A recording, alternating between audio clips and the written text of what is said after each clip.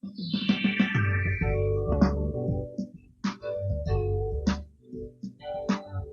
हमारे अद्वैत परमेश्वर पिता, हे हमारे उद्धार करता प्रभु यीशु मसीह, और हे शांतिदायक पवित्र आत्मा, आज की आराधना में हम आपका तहे दिल से स्वागत करते हैं और हमारे मध्य आपकी उपस्थिति के लिए आपको धन्यवाद देते हैं। वचनकार लिखते हैं, हे यहोवा, मैं अपने मन को तेरी ओर उठाता हूँ। हे मेरे परमेश्वर, मैंने तुझी पर भरोसा रखा है। मुझे लज्जित होने नहीं दे। हे यहोवा, अपने मार्ग मुझे दिखा, अपना पथ मुझे बता दे, क्योंकि यहोवा मेरा चरवाहा है, मुझे कुछ घटी नहीं होगी।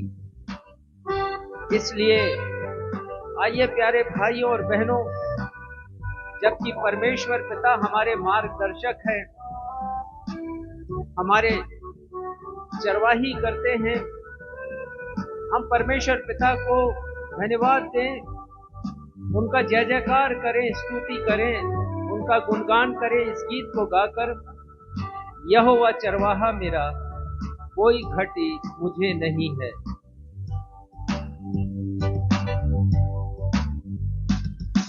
यहोवा चरवाहा मेरा, कोई घटी मुझे नहीं है। हरी चराइयों में मुझे स्नेह से चराता वो है। यहोवा चरवाहा मेरा, कोई घटी मुझे नहीं है। हरी चराइयों में मुझे स्नेह से चराता वो है।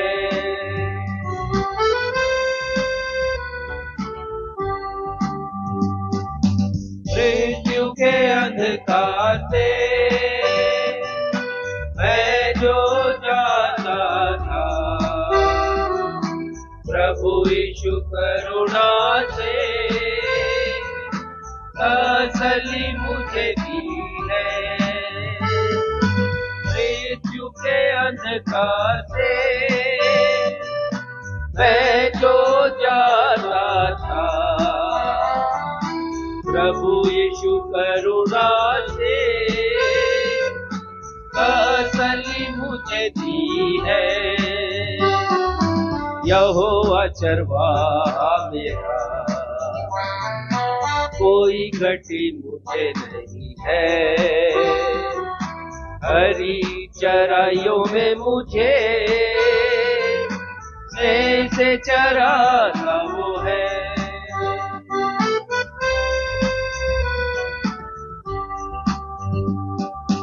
शत्रुओं के सामने मेज को बिछाता है, प्रभु ने जो तैयार की, मन मेरा मगन है। शत्रुओं के सामने मेज को बिछाता है, प्रभु ने जो तैयार की, मन मेरा मगन है। यहोवा चरवाहा मेरा, कोई घटी मुझे नहीं है। हरी चराइयों में मुझे स्नेह से चराता वो है।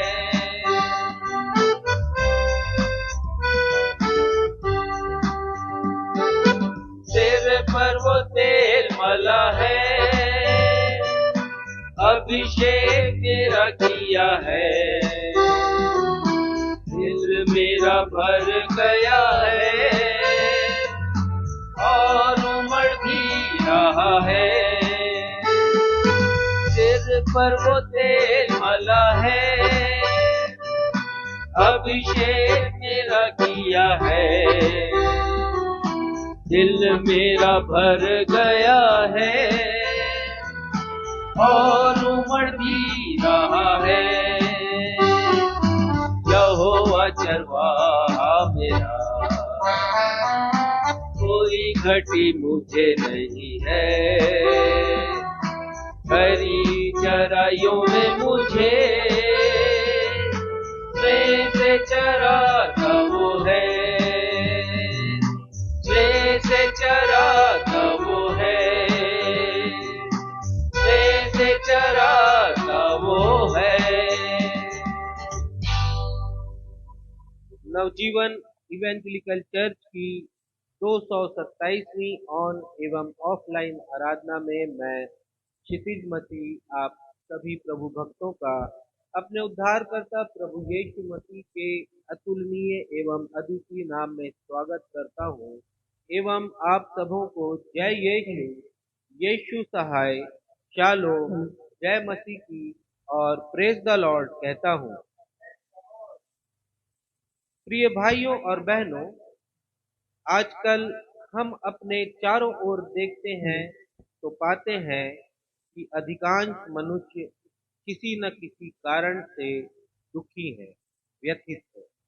मनुष्य के जीवन में दुख के अनेक कारण हैं, जिनमें महंगाई, बेरोजगारी, पारिवारिक कलह, सामाजिक भेदभाव, अन्याय, हिंसा, गुंडागर्दी, चोरी, डकैती, साइबर क्राइम, बीमारी, आर्थिक समस्याएं और ऐसे कुछ गिने चुने कारण हैं, जिनके कारण संपूर्ण विश्व के अधिकांश लोग दुखी, चिंताग्रस्त और डिप्रेशन से पीड़ित हैं। एक संस्था है जो प्रतिवर्ष विश्व के अनेक देशों में जाकर रिसर्च करती है, सर्वे करती है और लोगों से 10 प्रश्नों को पूछकर उत्तर जानती है। तब उसका आकलन कर कर एक हैप्पीनेस इंडेक्स अर्थात खुशनुमा देशों की सूची तैयार की जाती है। वर्ष 2023 में भी एक सर्वे कर सूचना जारी कर बताया गया कि फिनलैंड समूचे विश्व में सबसे अधिक खुशनुमा एवं प्रसन्नचित्त देश है।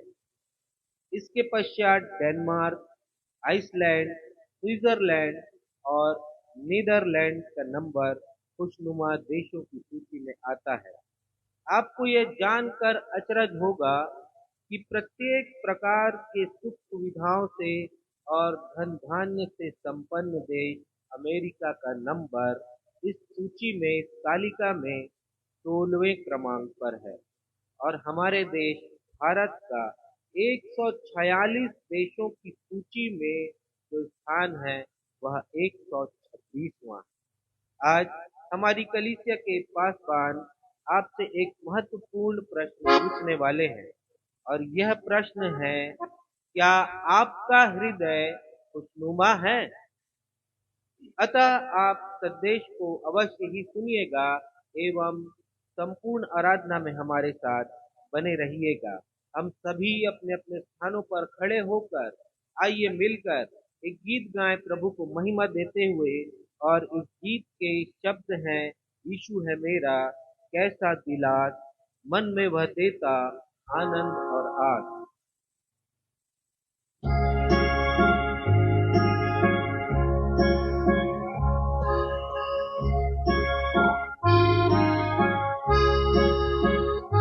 जी हाँ प्यारे भाइयों और बहनों, इस दुख और दर्द से भरे संसार में यदि कोई है जो हमारे मन में शांति दे सकते हैं, हमें आनंद से परिपूर्ण कर सकते हैं, तो वो यीशु के अलावा कोई और नहीं।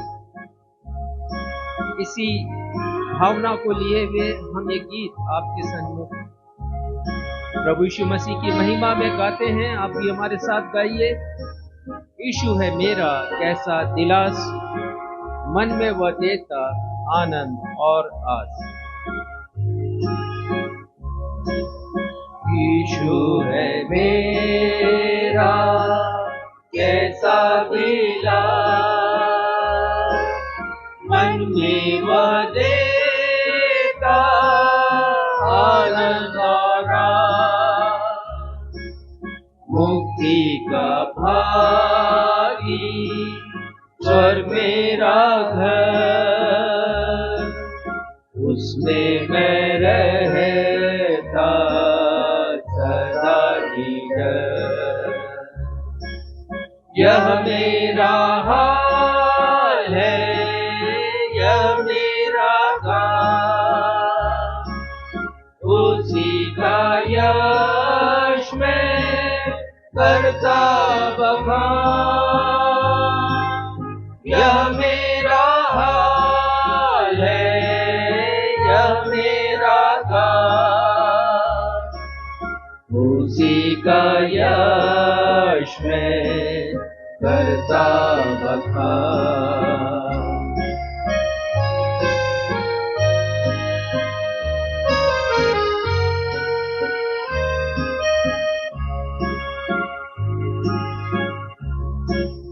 पूरा भरोसा आनंद और सुख अब मुझे है ना, चिंता न दूर। कृष्ण से ही हुआ दया का ज्ञान, उत्कर्ण करते प्रेम का बखान। यह मेरा हाल है, यह मेरा गान, उसी का यश मैं करता बखान।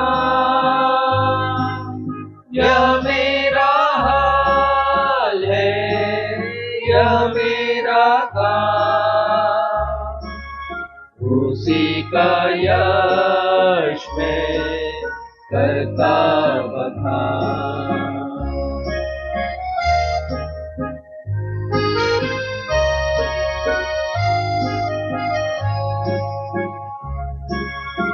ईश्वर में रखता पूरा विश्वास, रहता सुरक्षित उसी के पास। उसी के प्रेम से पाता विश्राम, जाऊंगा स्वर्गीय धाम। यह मेरा हाल है, यह मेरा गान, उसी का यश मैं करता बखान। यह मेरा हाल है, यह मेरा गान, उसी का यश मैं करता बखान।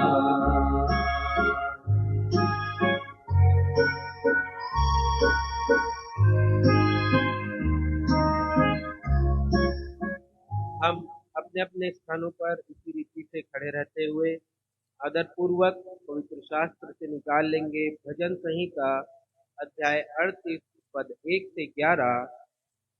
इसे हम उत्तरवादी की रीति से पढ़ेंगे और इसे पढ़ने में अगुवाई भाई सक्षम महसूस करेंगे।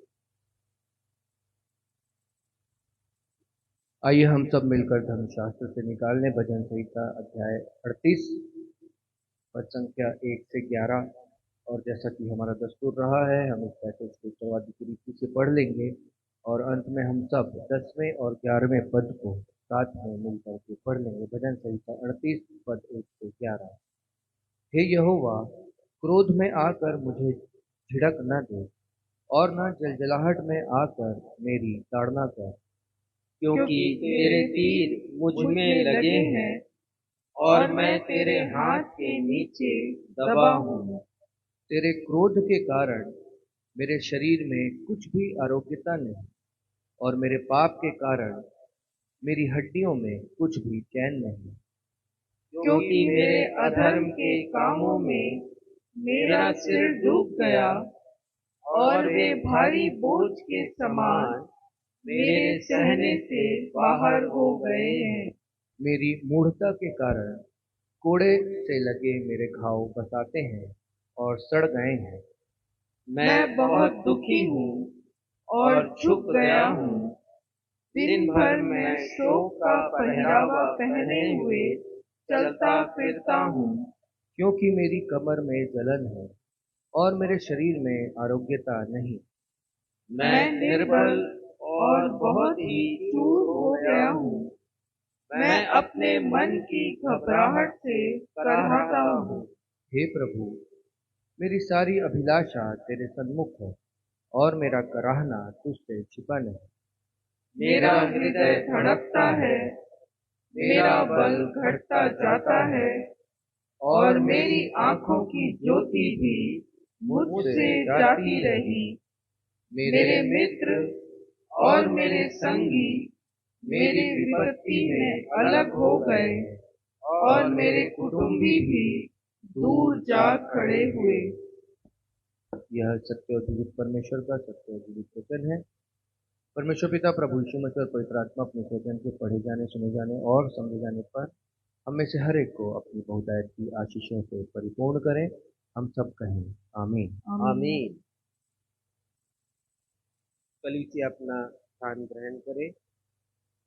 अब हमारी कलीसिया के पासवान रेवरेंड राजेश मसीह को अवसर होगा कि वे कलीसियाई सूचनाओं से हम सभी को अवगत कराएंगे। सूचनाओं के पश्चात वे मध्यस्थता की प्रार्थना में हमारी अगुवाई भी करेंगे। यदि हमारे ऑनलाइन दर्शक हमारे साथ अपनी गवाहियों को, प्रार्थना निवेदनों को या जीवन में जो आशीषें प्राप्त हुई हैं उन्हें साझा करना चाहते हैं, हमारे साथ शेयर करना चाहते हैं और चाहते हैं कि हम उनकी प्रार्थना करें, तो फेसबुक के कमेंट बॉक्स पर आप अपनी निवेदनों को प्रेषित कर सकते हैं अथवा हमारी कलीसिया के पासवान के मोबाइल क्रमांक पर आप व्हाट्सएप में संपर्क भी कर सकते हैं।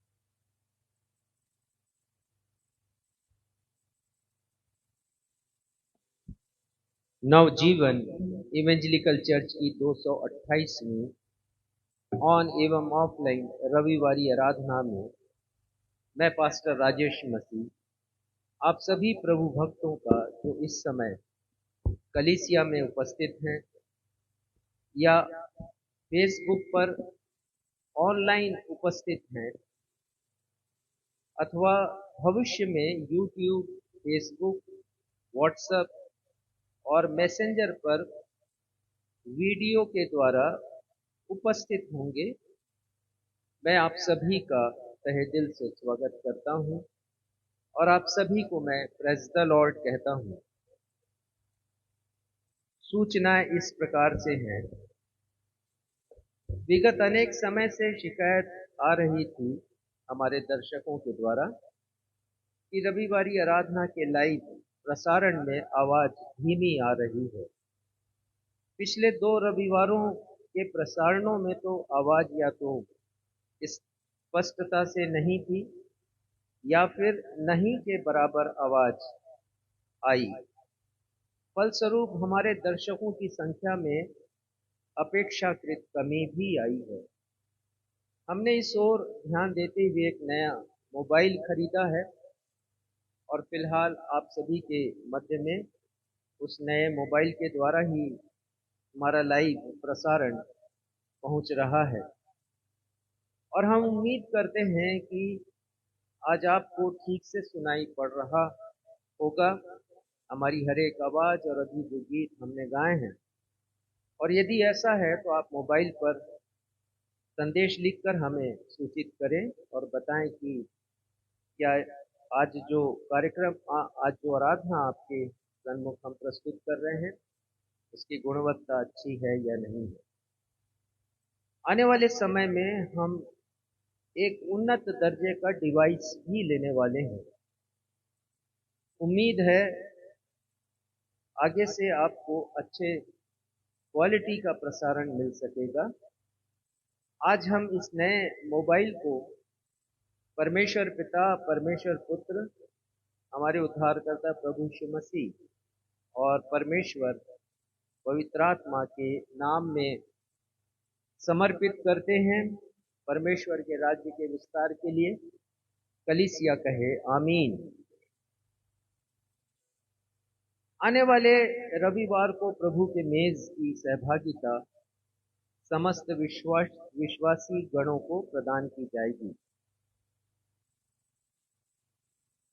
प्रार्थना अनुरोध इस प्रकार से है। इसी सप्ताह विधानसभा का चुनाव हमारे प्रदेश और मध्य प्रदेश में है। आने वाले समय में विधानसभा का चुनाव राजस्थान में भी होगा और तेलंगाना में भी होगा। मिजोरम में भी आने वाले सप्ताह चुनाव है। हमने इसके पहले भी प्रार्थना की थी चुनाव के प्रथम चरण के सफलतापूर्वक संचालन के लिए, और वो ऐसा संभव हो सका। परमेश्वर पिता को धन्यवाद देते हैं।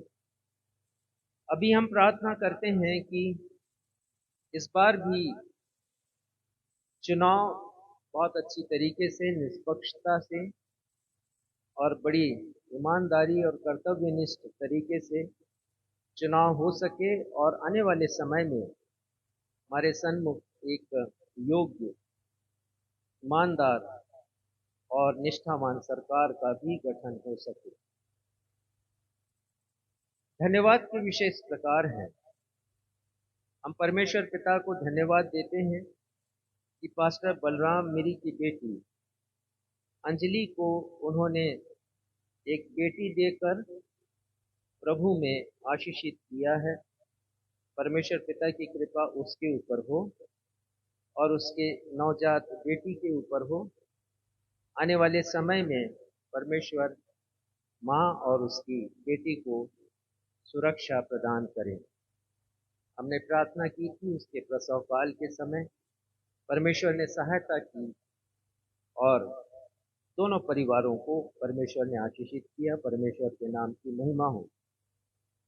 हमारे बेटे सक्षम ने कार खरीदने पर धन्यवादी भेंट अर्पित की है। हम उनके लिए और उनके व्यवसाय के लिए आशीष की प्रार्थना करते हैं। भाई विजय सिंह हमारे एक सपोर्टर हैं, हमारी सहायता करते हैं आर्थिक रीति से, हमारी मिनिस्ट्री के लिए प्रार्थना भी करते हैं।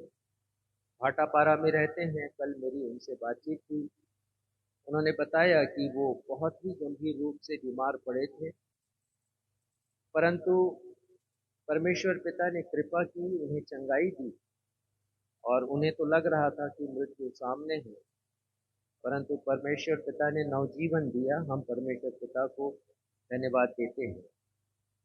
आइए इस समय हम प्रार्थना में जाएंगे और अपनी विनतियों को परमेश्वर पिता के सिंहासन के समक्ष अपने उद्धारकर्ता प्रभु यीशु मसीह के नाम में रखेंगे। ये हमारे सर्वशक्तिमान पिता परमेश्वर, आप जो सर्वव्यापी भी हैं, सर्वज्ञानी हैं, इस समय न सिर्फ हमारे साथ उपस्थित हैं परंतु हमारे प्रत्येक दर्शकों के साथ जो इस समय अपने अपने मोबाइल के सामने हैं या टेलीविज़न के सामने हैं, या जो भविष्य में हमारे साथ इस रविवारी आराधना में शामिल होंगे, आप उनके मध्य भी उपस्थित हैं, मौजूद हैं। पिता, हम धन्यवाद देते हैं आपकी प्रत्येक कृपा के लिए जो हम पर बरसती है, हमारे प्रत्येक दर्शकों के ऊपर, उनके परिवार जनों के ऊपर। पिता, हम जानते हैं कि आपके बिना हम कुछ भी नहीं हैं। जब हम इस संसार की तरफ दृष्टि उठाते हैं तो हम देखते हैं पिता कि लोगों का जीवन कितना दुखी है, दुख और दर्द से भरा है, लोग पीड़ा में हैं, परंतु हमने सीखा है पिता कि आप हमें शांति देते हैं। हमारी प्रार्थना है पिता कि आज जब ये वचन प्रचारित किया जाए, बहुत से लोगों के जीवन में जो दुखी हैं, निराश हैं, हताश हैं, उनके जीवन में शांति और आनंद का संचार कर।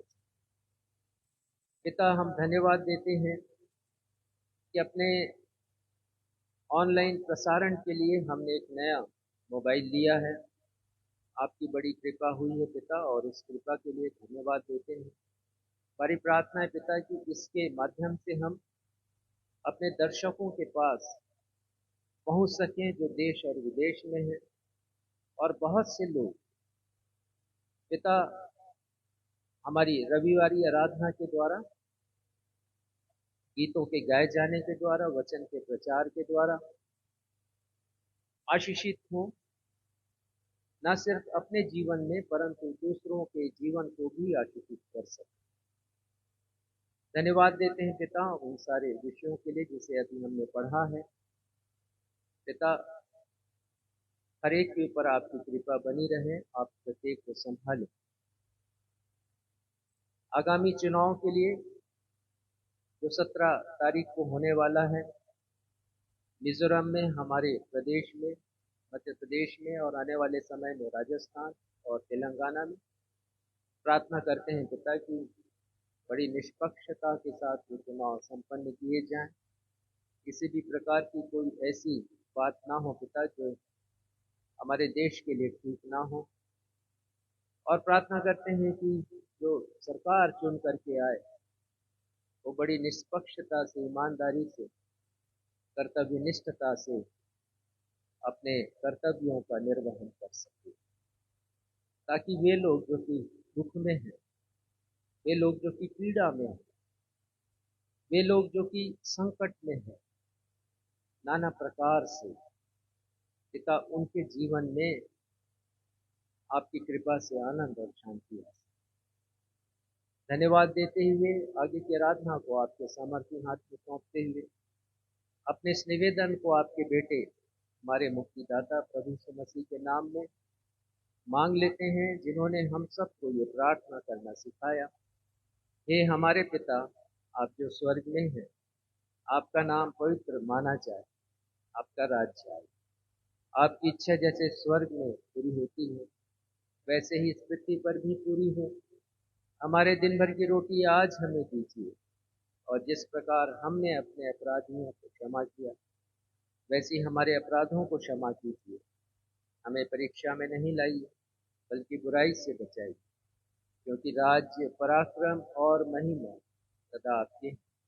आमीन।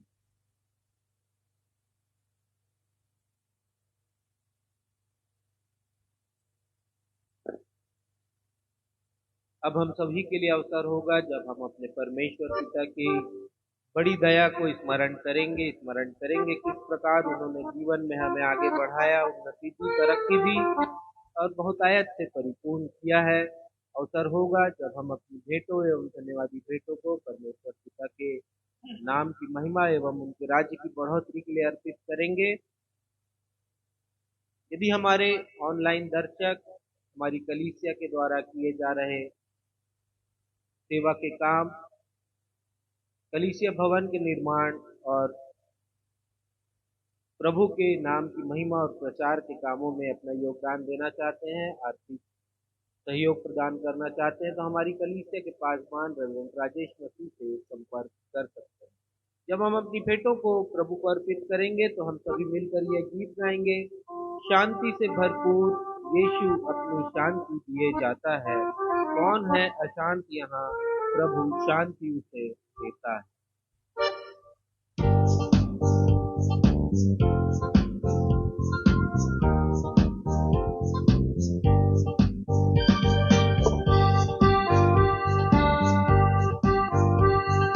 जी हाँ प्यारे भाइयों और बहनों,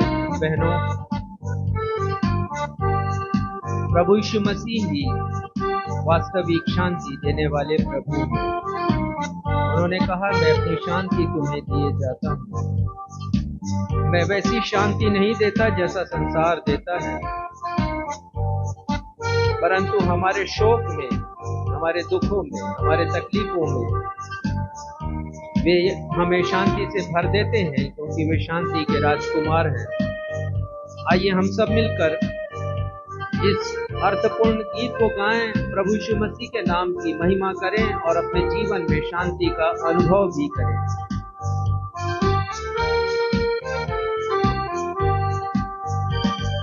शांति से भरपूर यीशु अपनी शांति दिए जाता है। कौन है अशांत यहाँ, प्रभु शांति उसे देता है। शांति से भरपूर यीशु अपनी शांति दिए जाता है। कौन है अशांत यहाँ, प्रभु शांति उसे देता है। यीशु है शांति का राजा, यीशु है शांति का दाता, यीशु ही खुद शांति है, यीशु ही खुद शांति है। शांति का राजकुमार, शांति का राजकुमार, यीशु ही खुद शांति है, यीशु ही खुद शांति है।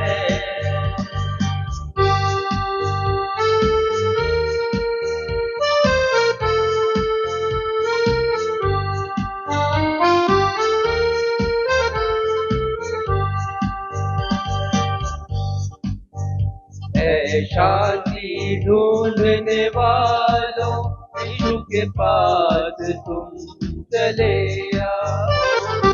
चिंता उसी पर डालो, उसकी शांति को तुम अपना लो।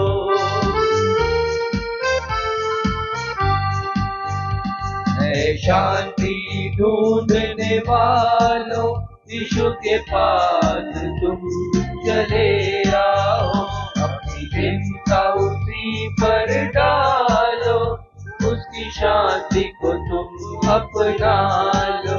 यीशु है शांति का राजा, यीशु है शांति का दाता, यीशु ही खुद शांति है, यीशु ही खुद शांति है।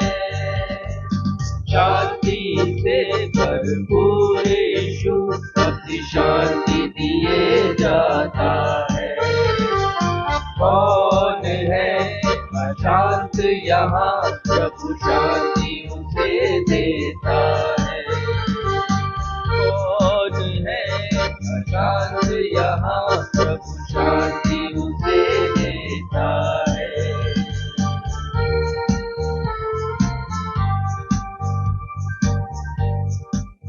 आइए इन भेंटों को प्रभु परमेश्वर के चरणों में अर्पित करेंगे। हम सभी प्रार्थना में जाएंगे। जीवित अनुग्रहकारी पिता परमेश्वर, आराधना के इस समय आपके चरणों के समीप आते हैं प्रेम पिता, जब हमने अपनी भेंटों एवं धन्यवादी भेंटों को आपके नाम की महिमा एवं आपके राज्य की बढ़ोतरी के लिए आपके चरणों में अर्पित किया है प्रेम पिता। हरेक देने वाला आपके द्वारा आशीषित होने पाए प्रेम पिता। ये भेंटें आपको ग्रहणीय होने वाली हो सके, क्योंकि हमारा ये विश्वास है कि हमने जो भी दिया है प्रेम पिता, हर्ष और आनंद से दिया है, क्योंकि हमारे जीवन में हर्ष और आनंद आप उंडेलते हैं।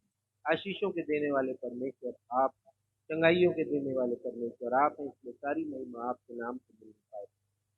धन्यवाद देते हैं उन भाइयों बहनों के लिए जिन्होंने अपनी धन्यवादी भेंटों को अर्पित किया है। आपको कुछ ना कुछ दिया है प्रेम पिता। हम धन्यवाद देते हैं उनके जीवनों के लिए, उनके धन्यवादी हृदय के लिए प्रेम पिता। उन्हें दीजिए उनके धन्यवाद की इस भेंट के द्वारा वे और भी आशीषित होने वाले हैं।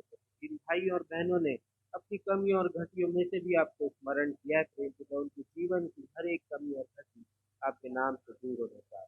हम उन हर एक ऑनलाइन दर्शकों को आपके निकटता में लाते हैं प्रेम पिता, जिन्होंने अपने घरों में इन भेंटों को एकत्रित किया है एवं आने वाले समय में अपनी इच्छा अनुसार वे किसी न किसी योजनाओं के लिए इन भेंटों को अर्पित करेंगे। हम धन्यवाद देते हैं उनके जीवनों के लिए और उनकी भेंटों के लिए, और उन सबों के लिए आशीष की प्रार्थना आपसे कर। इन भेंटों को अपना स्पर्श प्रदान कीजिए प्रेम पिता, ताकि आपके नाम की महिमा एवं राज्य की बढ़ोतरी के लिए उपयोग में लाई जाए। देश आराधना में आपकी अगुवाई चाहते हुए कीमती को अपने उद्धार करता प्रभु यीशु के नाम से मांगे, आमीन।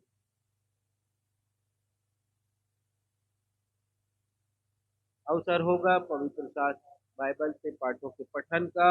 आज का पहला पाठ जो पुराने नियम से लिया गया है, नीति वचन की पुस्तक अध्याय 15 पद 13 से 15, और इसे पढ़ने में अगुवाई बहन आकांक्षा मसीह करेंगी। दूसरा पाठ जो नए नियम से लिया गया है, फिलिपियों की पत्री अध्याय 4 पद 4 से 7, इसे पढ़ने में अगुवाई श्रीमती बीना मसीह करेंगी।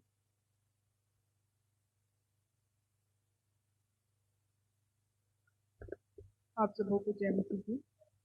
मैं आप लोगों के सामने पुराने नियम से पढ़ लूंगी नीति वचन अध्याय 15 पद 13 से लेकर 15 तक। मन आनंदित होने से मुख पर भी प्रसन्नता छा जाती है, परंतु मन के दुख से आत्मा निराश होती है। समझने वाले का ज्ञान की खोज में रहता है, परंतु मूर्ख लोग मूर्खता से पेट भरते हैं। दुखियारे के सब दिन दुख से भरे रहते हैं, परंतु जिसका मन प्रसन्न रहता है वह मानो नित्य भोज में जाता है। परमेश्वर अपने पढ़े हुए वचन पर आशीष दे। हम सब कहें आमीन।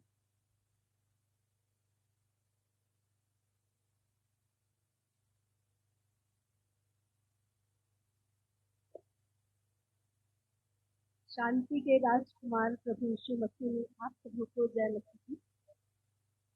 मैं आपके समक्ष नए नियम से पढ़ लूंगी फिलिपियों 4 पद 4 से 7 तक। यहाँ पर इस प्रकार लिखा है, प्रभु में सदा आनंदित रहो। मैं फिर कहता हूँ, आनंदित रहो। तुम्हारी कोमलता सब मनुष्यों को प्रकट हो। प्रभु निकट है। किसी भी बात की चिंता मत करो, परंतु हर एक बात में तुम्हारे निवेदन और प्रार्थना और विनती के द्वारा धन्यवाद के साथ परमेश्वर के सन्मुख उपस्थित किए जाए। तब परमेश्वर की शांति जो सारी समझ से परे है, तुम्हारे हृदय और तुम्हारे विचारों को मसीह यीशु में सुरक्षित रखेगी। यह परमेश्वर का जीवित और सत्य वचन है। परमेश्वर इसके पढ़े सुने जाने पर हम सबों का आशीष प्रदान करें। हम सब कहें आमीन। आमीन।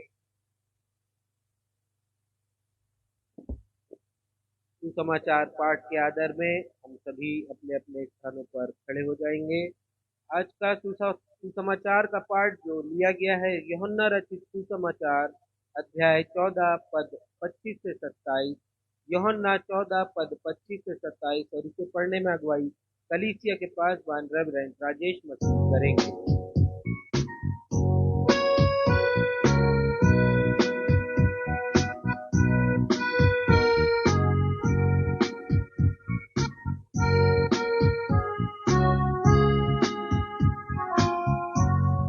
आज का सुसमाचार का पाठ मत्ती रचित सुसमाचार उसका 15वां अध्याय पद संख्या 25, 26 और 27। यहाँ इस प्रकार लिखा है, क्षमा करेंगे, ये यूहन्ना रचित सुसमाचार 14वां अध्याय। यदि हमारे घोषणा में गलत हो गया है तो इसे सुधार लीजिएगा। यूहन्ना रचित सुसमाचार उसका 14वां अध्याय पद संख्या 25, 26 और 27। यहाँ इस प्रकार लिखा है, प्रभु यीशु मसीह कहते हैं, ये बातें मैंने तुम्हारे साथ रहते हुए तुमसे कही, परंतु सहायक अर्थात पवित्र आत्मा जिसे पिता मेरे नाम से भेजेगा वह तुम्हें सब बातें सिखाएगा और जो कुछ मैंने तुमसे कहा है वह सब तुम्हें स्मरण कराएगा। मैं तुम्हें शांति दिए जाता हूँ, अपनी शांति तुम्हें देता हूँ। जैसा संसार देता है मैं तुम्हें नहीं देता। तुम्हारा मन व्याकुल ना हो और ना डरे। ये प्रभु यीशु ख्रिस्त का सुसमाचार है। हे प्रभु यीशु ख्रिस्त, आपके नाम की महिमा हो, कलीसिया कहे आमीन।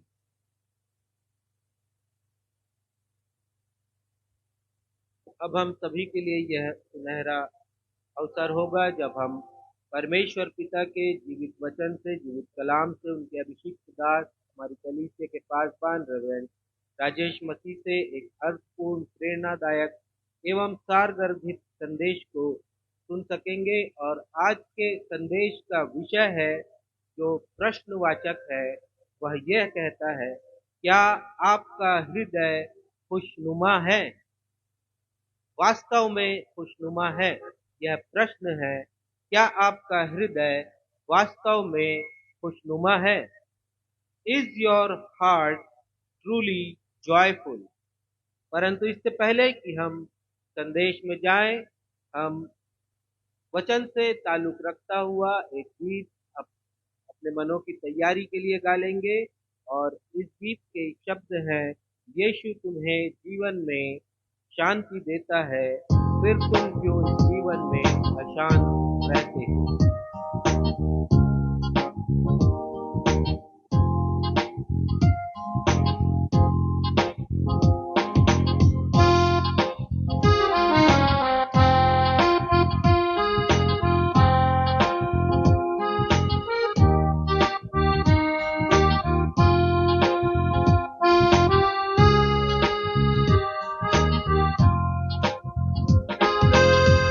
यीशु तुम्हें जीवन में शांति देता है।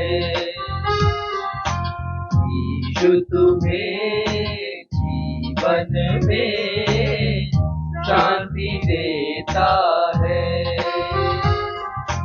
फिर तुम क्यों इस जीवन में अशांत रहते हो? फिर तुम क्यों इस जीवन में अशांत रहते हो? यीशु तुम्हें जीवन में शांति देता है।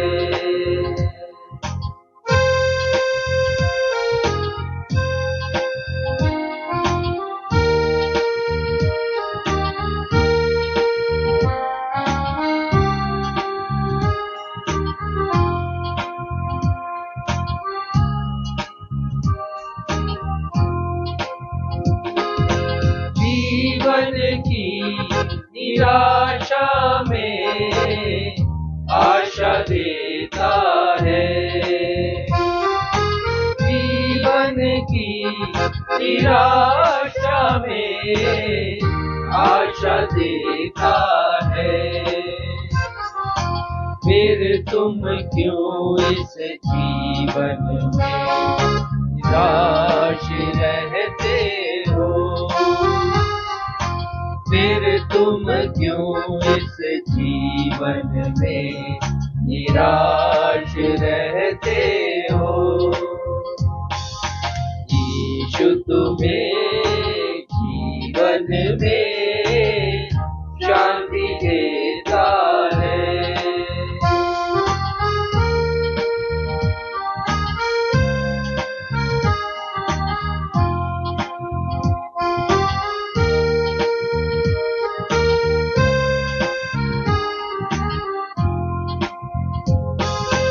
जीवन के अंधियारों में ज्योति देता है।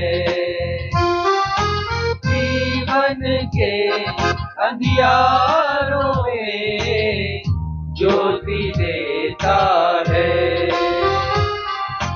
फिर तुम क्यों इस जीवन में अंधकार में रहते हो? फिर तुम क्यों इस जीवन में अंधकार में रहते हो? यीशु तुम्हें जीवन में शांति देता है। यीशु तुम्हें जीवन में शांति देता है, फिर तुम क्यों इस जीवन में अशांत रहते हो? फिर तुम क्यों इस जीवन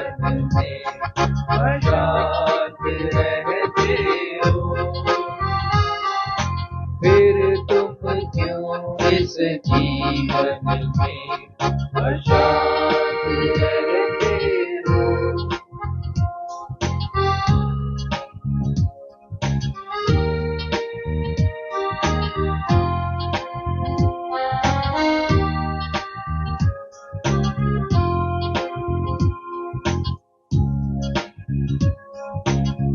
आज जिस विषय पर हम चिंतन मनन करने जा रहे हैं वो विषय है, क्या आपका हृदय वास्तव में खुशनुमा है?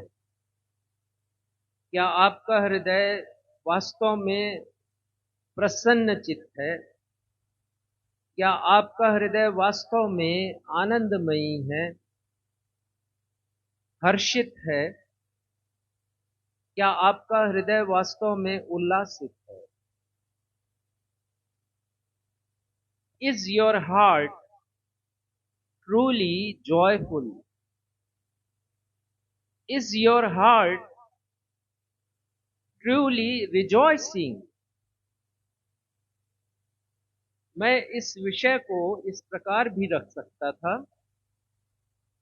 क्या आपका हृदय खुशनुमा है?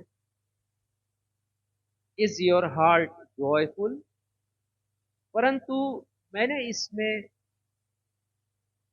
एक शब्द जोड़ा है और वो है वास्तव में, ट्रूली।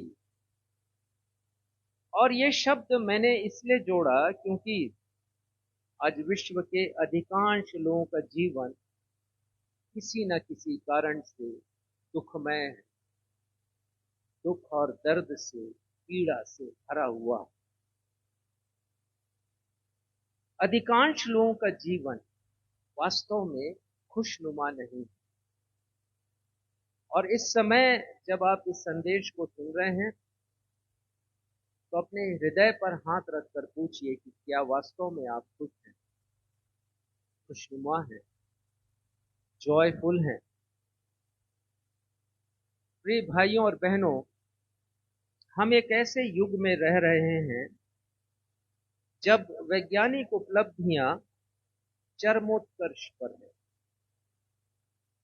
जब मेडिकल साइंस की उपलब्धियां भी अपने शिखर पर हैं,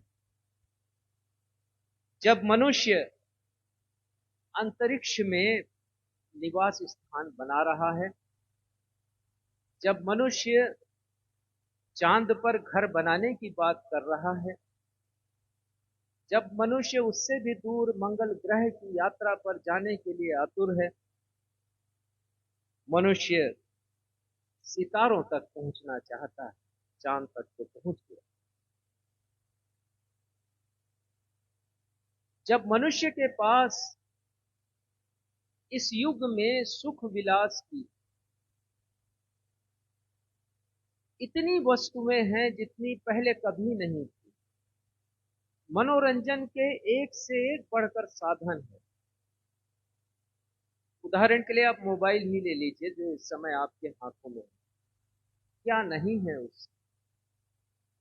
आप क्रिकेट का मैच देख सकते हैं, फुटबॉल का मैच देख सकते हैं, आप समाचार सुन सकते हैं, आप सीरियल देख सकते हैं टीवी के, आप फिल्में देख सकते हैं चाहे जिस भाषा में देखा जाए। क्या नहीं है? आप ज्ञान को खंगाल सकते हैं।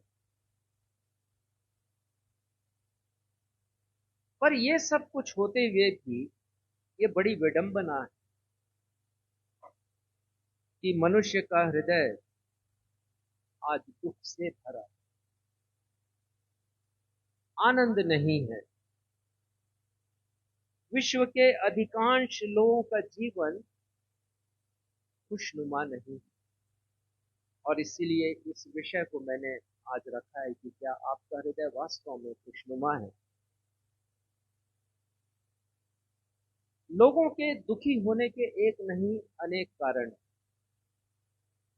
और ये जो अनेक कारण जिसका विवरण मैं आपको दूंगा, एक लंबी सूची, और बहुधा इन कारणों की वजह आप स्वयं नहीं, यानी इन दुखों की वजह कहना चाहिए, आप स्वयं नहीं।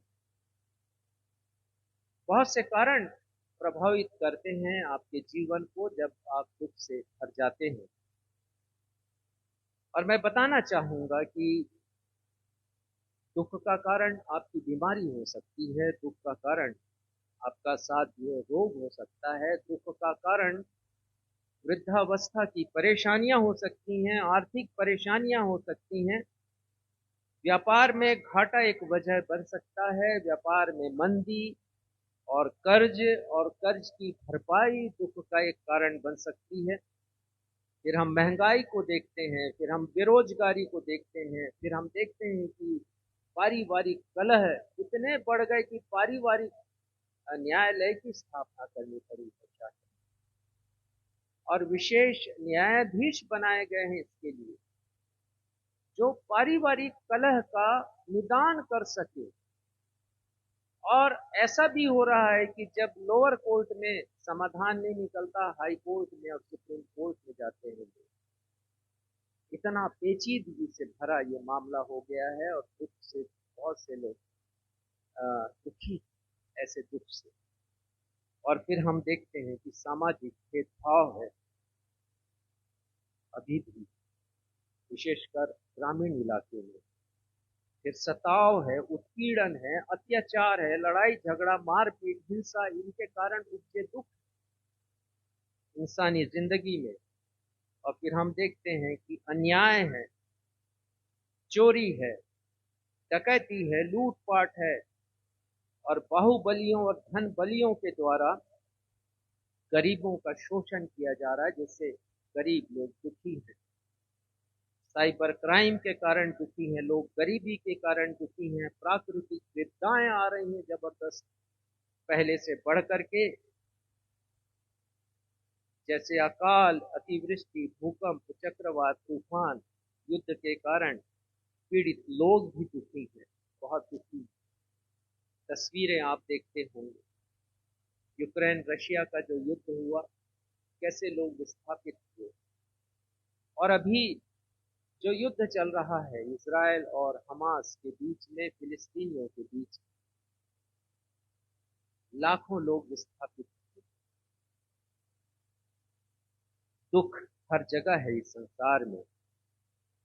फिर हम देखते हैं कि घर से बेघर हुए लोग हैं, शरणार्थी का जीवन व्यतीत कर रहे हैं।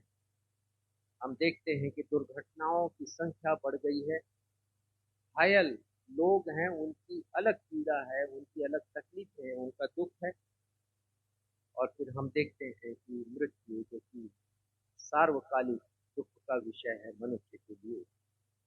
और ऐसे कारणों के कारण विश्व के अधिकांश लोग वास्तव में दुखी हैं। कुछ दुख ऐसे भी हैं जिसकी वजह आप स्वयं,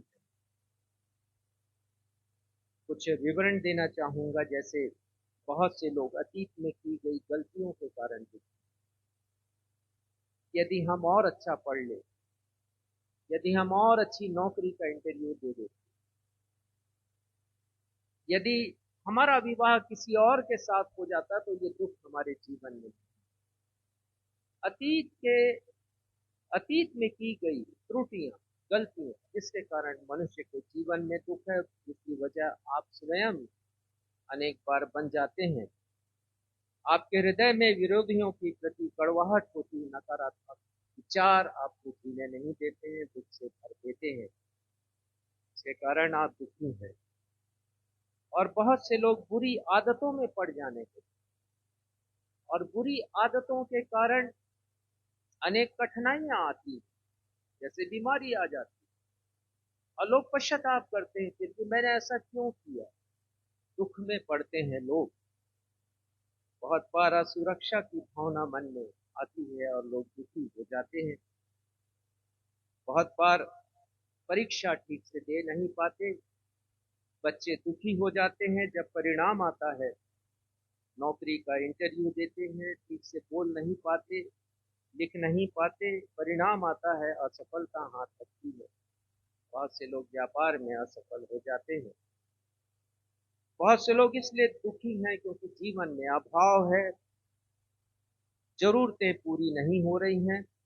और बहुत से लोग इसलिए दुखी हैं क्योंकि संतोष नहीं है लोगों के जीवन में। सब कुछ आने के बाद भी संतोष नहीं। और किसी ने कहा कि लोग अपने दुख से दुखी नहीं है, दूसरों के सुख से दुखी है, संतोष नहीं है। और फिर हम देखते हैं किसी बात को जरूरत से ज्यादा सोचने वाले लोग भी हैं, जरूरत से ज्यादा सोचते हैं, इतना सोचते हैं, इतना सोचते हैं, जिसको ओवर थिंकिंग कहते हैं। उसके कारण लोग दुखी हैं। और बहुत से लोग का हृदय शिकायती होता है, कंप्लेनिंग हार्ट। हर किसी के लिए उनके हृदय में शिकायत होती है, हर बात के लिए शिकायत होती है। नुक्ताचीनी करने वाले लोग दुखी होते हैं। सारांश इनका यह है कि संसार का प्रत्येक व्यक्ति किसी न किसी कारण से दुखी है। मैं आगे भी कुछ विवरण दूंगा, और ये सब मैं इसलिए बताना चाह रहा हूं कि हम जाने कि बाइबल क्या कहती है, क्या कहती है, कि कैसे इन दुखों का समाधान हम कर सकते हैं। पर इसके पहले कि हम बाइबल के लेसन के ऊपर आए, उसके पाठ के ऊपर आए, शिक्षा के ऊपर आए, मैं कुछ और आंकड़े आपको देना चाहूंगा। अमेरिका में एक सर्वे किया गया कोविड-19 के पहले और कोविड-19 के मध्यकाल में, जब कोरोना वायरस का प्रकोप अपने चरमोत्कर्ष पर था, और उसके पश्चात जब ये महामारी समाप्त हुई अमेरिका में, तब भी एक सर्वे किया गया और लोगों से प्रश्न पूछा गया कि इन हालातों में आप प्रसन्न थे या दुखी थे, आप अपनी प्रतिक्रिया बताइए। तो जो प्रतिक्रिया व्यक्त की है लोगों ने, आपके सामने प्रस्तुत कर रहा हूं। कोविड-19 महामारी के फैलने के पूर्व अमेरिका में सन 2020 में 48% लोग खुशहाल थे। इसका मतलब यह है कि 52% लोग दुखी थे। तो 48% को भी समझ लीजिए कि 50-50 की बात। आधी आबादी खुश थी, आधी आबादी लगभग नाखुश थी। फिर 2021 में महामारी के मध्यकाल में जब चरम स्थिति पर कोरोना वायरस का प्रकोप था, उस समय भी एक सर्वे किया गया 2021 में, और पाया गया कि दुखी लोगों की संख्या बढ़ गई, खुश होने वाले लोगों की संख्या कम हो गई। 41% लोगों को खुशहाल पाया गया, मैं अमेरिका की बात बता रहा हूं, और 59% लोग दुखी पाए गए। लेकिन जब ये महामारी समाप्त हुई और कोविड का जो दुष्प्रभाव देखने मिला है, उस समय क्या स्थिति बनी है, आपको आंकड़ा देना चाहूंगा। सन 2022 में महामारी के पश्चात 38% लोग, यानी और गिर गया प्रतिशत, 38%, इतने ही खुशहाल मिले अमेरिका, 100 में 38, या कहें 10 में केवल 4, लगभग 4 लोग। और 62% लोग दुखी मिले। अब मैंने देखा कि अमेरिका की आबादी 34 करोड़ है, तो 13 करोड़ लोग खुशहाल हैं वहां पर और 21 करोड़ लोग दुखी। यह उस देश का हाल है जो विश्व का सबसे अधिक शक्तिशाली, सबसे बड़ा व्यापारिक और सुख सुविधाओं की श्रेष्ठ वस्तुओं और साधनों से भरपूर है। एक समृद्ध देश है, यह उसका हाल है। तो दूसरे देशों का तो हाल पूछिए भी नहीं, बात भी मत। आपके सामने एक तस्वीर दे रहा हूं कि लोग वास्तव में खुशहाल हैं, हर कोई खुशहाल है। यूनाइटेड नेशन ऑर्गेनाइजेशन, जिसे यूएनओ कहते हैं, प्रत्येक वर्ष एक संस्था गैलप के द्वारा पोल कराती है, सर्वे कराती है, यह पता करती है कि कौन सा देश कितना खुशहाल है। और गैलप के अधिकारी विश्व के अनेक देशों में जाते हैं। इस वर्ष वो 146 देशों में गए, 146 देशों। तो ये अधिकारी जाते हैं, 10 प्रश्न पूछते हैं लोगों से, और जो उत्तर उनको मिलता है उससे किसी निष्कर्ष पर ये पहुंचते हैं, एनालिसिस करते हैं, उसका विश्लेषण करते हैं और ये पता लगाते हैं कि कौन सा देश सबसे अधिक खुशहाल है और फिर उससे कम एक तालिका बनाते हैं जिसे हैप्पीनेस इंडेक्स कहते हैं, खुशनुमा देशों की सूची। तो 146 देशों का सर्वे किया गया वर्ष 2023 में, इसी वर्ष, और सबसे अधिक खुशहाल देश फिनलैंड को पाया गया। फिनलैंड के बाद डेनमार्क, आइसलैंड, स्विट्जरलैंड और नीदरलैंड। आपको ये जानकर अचरज होगा फिर से कि खुशहाल देशों की सूची में अमेरिका, जिसके विषय में मैंने थोड़ी देर पहले आपको बताया, वो 16वें क्रमांक पर है और हमारा देश भारत 146 देशों की सूची में 126वें क्रमांक पर। इसका अर्थ यह है कि हमारे देश में भी खुशहाल लोगों की संख्या बहुत कम है और दुखी लोगों की संख्या बहुत अधिक है। जब भी मैं अखबार पढ़ता हूँ, टेलीविजन में समाचारों को देखता हूँ, जब मैं बाजार जाता हूँ, राह से गुजरता हूँ, अस्पताल, कोर्ट कचहरी या भीड़ भरे स्थानों से होकर जाता हूँ, जब मैं ट्रेन से या अन्य उपायों से यात्रा करता हूँ, तब मैं दुखी, निराश, परेशान, हताश लोगों के चेहरे से करता हूँ। आप ही पढ़ा देखें लोगों के चेहरे को ध्यान, आपको पता चलेगा कि अधिकांश लोग दुखी हैं। आपके ही शहर, आपके ही गांव, चिंता के बोझ से, दुख से, दर्द से भरे हुए लोग। आज हमारा देश भारत संपूर्ण विश्व में आर्थिक दृष्टि से संपन्न राष्ट्रों की सूची में अमेरिका और चीन के पश्चात तीसरे क्रमांक पर आने की प्रतीक्षा कर रहा है। क्यों वह खुशहाल देशों की सूची में ऊपर स्थान नहीं पा सका है? सोचने की बात यह भी है कि हमारे ही देश में प्रति व्यक्ति आय भी बढ़ गई और फिर हम घोषणाओं को देखते हैं, खासकर चुनाव के समय जो घोषणाएं कि लोगों की जिंदगी को खुशहाल बनाने के लिए प्रशासन भी और सरकारें भी और पार्टियां भी प्रयासरत रहती। एक सर्वे हमारे ही देश में किया गया और ये पाया गया कि कोविड-19 के पश्चात, अर्थात महामारी के पश्चात, लोगों की मानसिक दशा में तेजी से गिरावट आई। लोग वास्तव में मानसिक रूप से अस्वस्थ है या दुखी। मेडिकल साइंस में इसे एंटी डिप्रेशन कहा जाता है। एंटी डिप्रेशन से पीड़ित लोग छोटी से छोटी बात को लगातार सोचते रहते हैं। ऐसे लोग दुख, निराशा, हताशा, चिंता के सागर में डूबे रहते हैं। इसीलिए ऐसे लोगों का हृदय खुशनुमा नहीं रहता। ऐसे लोग नकारात्मक सोच रखने के कारण दुखी रहते हैं। ऐसे लोग खुश रहने के लिए, ध्यान दीजिएगा, हमारे ही देश एंटी डिप्रेशन दवा का प्रयोग करते हैं।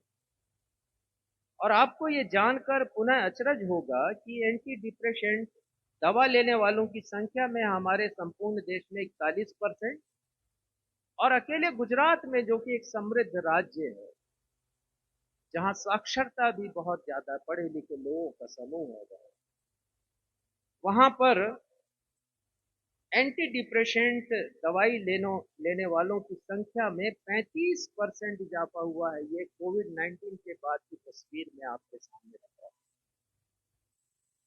और फार्माटेक नामक एक हमारी भारतीय रिसर्च करने वाली संस्था है, उसने बताया कि अगस्त 2019 में एंटी डिप्रेशेंट दवाई संपूर्ण भारत में 382 करोड़ रुपए की बिकी थी। और वहीं अगस्त 2023 में 1955 करोड़ रुपए की बिकी। कितना फर्क है 2 सालों में। 235 करोड़ से बढ़ करके लगभग 2000 करोड़ रुपए की दवाइयां दी, एंटी डिप्रेशन की। क्या साबित कर रहा है ये आंकड़ा, ये फिगर क्या बतला रहा है कि लोग दुखी हैं और दुखी होने वाले लोगों की संख्या में बहुत तेजी से इजाफा हो रहा है। दुखी लोग की समस्या विश्व की एक बड़ी समस्या है। आज हम बाइबिल के नजरिए से इस समस्या के समाधान को ढूंढेंगे। बाइबिल कहती है लोगों का खुश होना या दुखी होना उनकी मानसिक दशा पर निर्भर है, और इस बात को मेडिकल साइंस भी कहती है। हमारा जो माइंड सेट वो कैसे काम करता है जब हम दुख का समय हमारे जीवन में होता है। बाइबिल कहती है कि भौतिक वस्तुओं से परिस्थितियों को बदलकर मनुष्य थोड़ी देर तक प्रसन्न रह सकता है, और इसे खुशी कहते हैं। खुशी, हैप्पीनेस। भौतिक वस्तुओं से, सांसारिक वस्तुओं से हम अपने मन को बहला सकते हैं थोड़ी देर की, लेकिन जीवन भर तो क्या ऐसी बात है जो जीवन को आनंद से भर दे? बाइबिल क्या कहती है? बाइबिल कहती है वो केवल आनंद है, वो अंदर की बात है, हृदय की बात, और वो आनंद परमेश्वर देते हैं मनुष्य को। आगे भी हम देखें तो इसमें जरा फर्क है कि भौतिक वस्तुओं के द्वारा, सांसारिक वस्तुओं के द्वारा हमारा मन बहलता जरूर है थोड़ी देर के, लेकिन जो आनंद परमेश्वर देते हैं वो दुख में भी हमें आनंद देते हैं, दुख में भी आनंदित हमें करता है। दुख के झोंके आते हैं, दुख के थपेड़े पड़ते हैं ऐसे मनुष्य के जीवन में, लेकिन परमेश्वर यदि है उसके जीवन में तो उसके जीवन में ऐसे समय में भी आनंद होता है। घोर विपत्ति के समय, घोर दुख के समय, घोर अंधकार। मैं देख रहा था भजन संहिता में बहुत बार दुख शब्द आया, पीड़ा आई, तकलीफ आया। आज की भजन 38 हमने पढ़ा जिसमें दाऊद के जीवन में आए दुखों का वर्णन उसने किया है।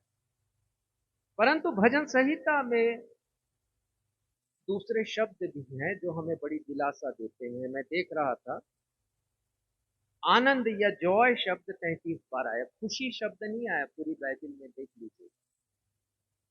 आनंद आया है, जॉय आया, उसकी जगह हर्ष आया है, ग्लैडनेस आया है 7 बार, आनंद आया 33 बार, हर्ष आया 7 बार, प्रफुल्लित होना, रिजॉइसिंग करना 10 बार, और सुख, कंफर्ट या डिलाइट, ये आया है 7 बार। ये भी 7 बार है, कुल 57 बार। परमेश्वर चाहते हैं कि दुखी मनुष्य के जीवन में आनंद आ जाए। तो जब हम बाइबल के नजरिए से देखते हैं तो हम पाते हैं कि एक दुखी इंसान आनंद से भर सकता है, हर्ष से भर सकता है, प्रफुल्लित हो सकता है, वो आनंदित हो सकता है, सुख से भर सकता है। ये बाइबल का दृष्टिकोण। और ऐसी स्थिति में एंटी डिप्रेसेंट दवा आवश्यक नहीं होती, क्योंकि जो आनंद परमेश्वर देते हैं तो दुख में भी, हमारी पीड़ा में भी हमारे हृदय को आनंदित रखता है। तो यदि हम आनंदित हैं, खुशनुमा हैं, खुशहाल हैं, तो इस दुखी संसार के लोगों को कैसे खुशहाल बना सकते हैं?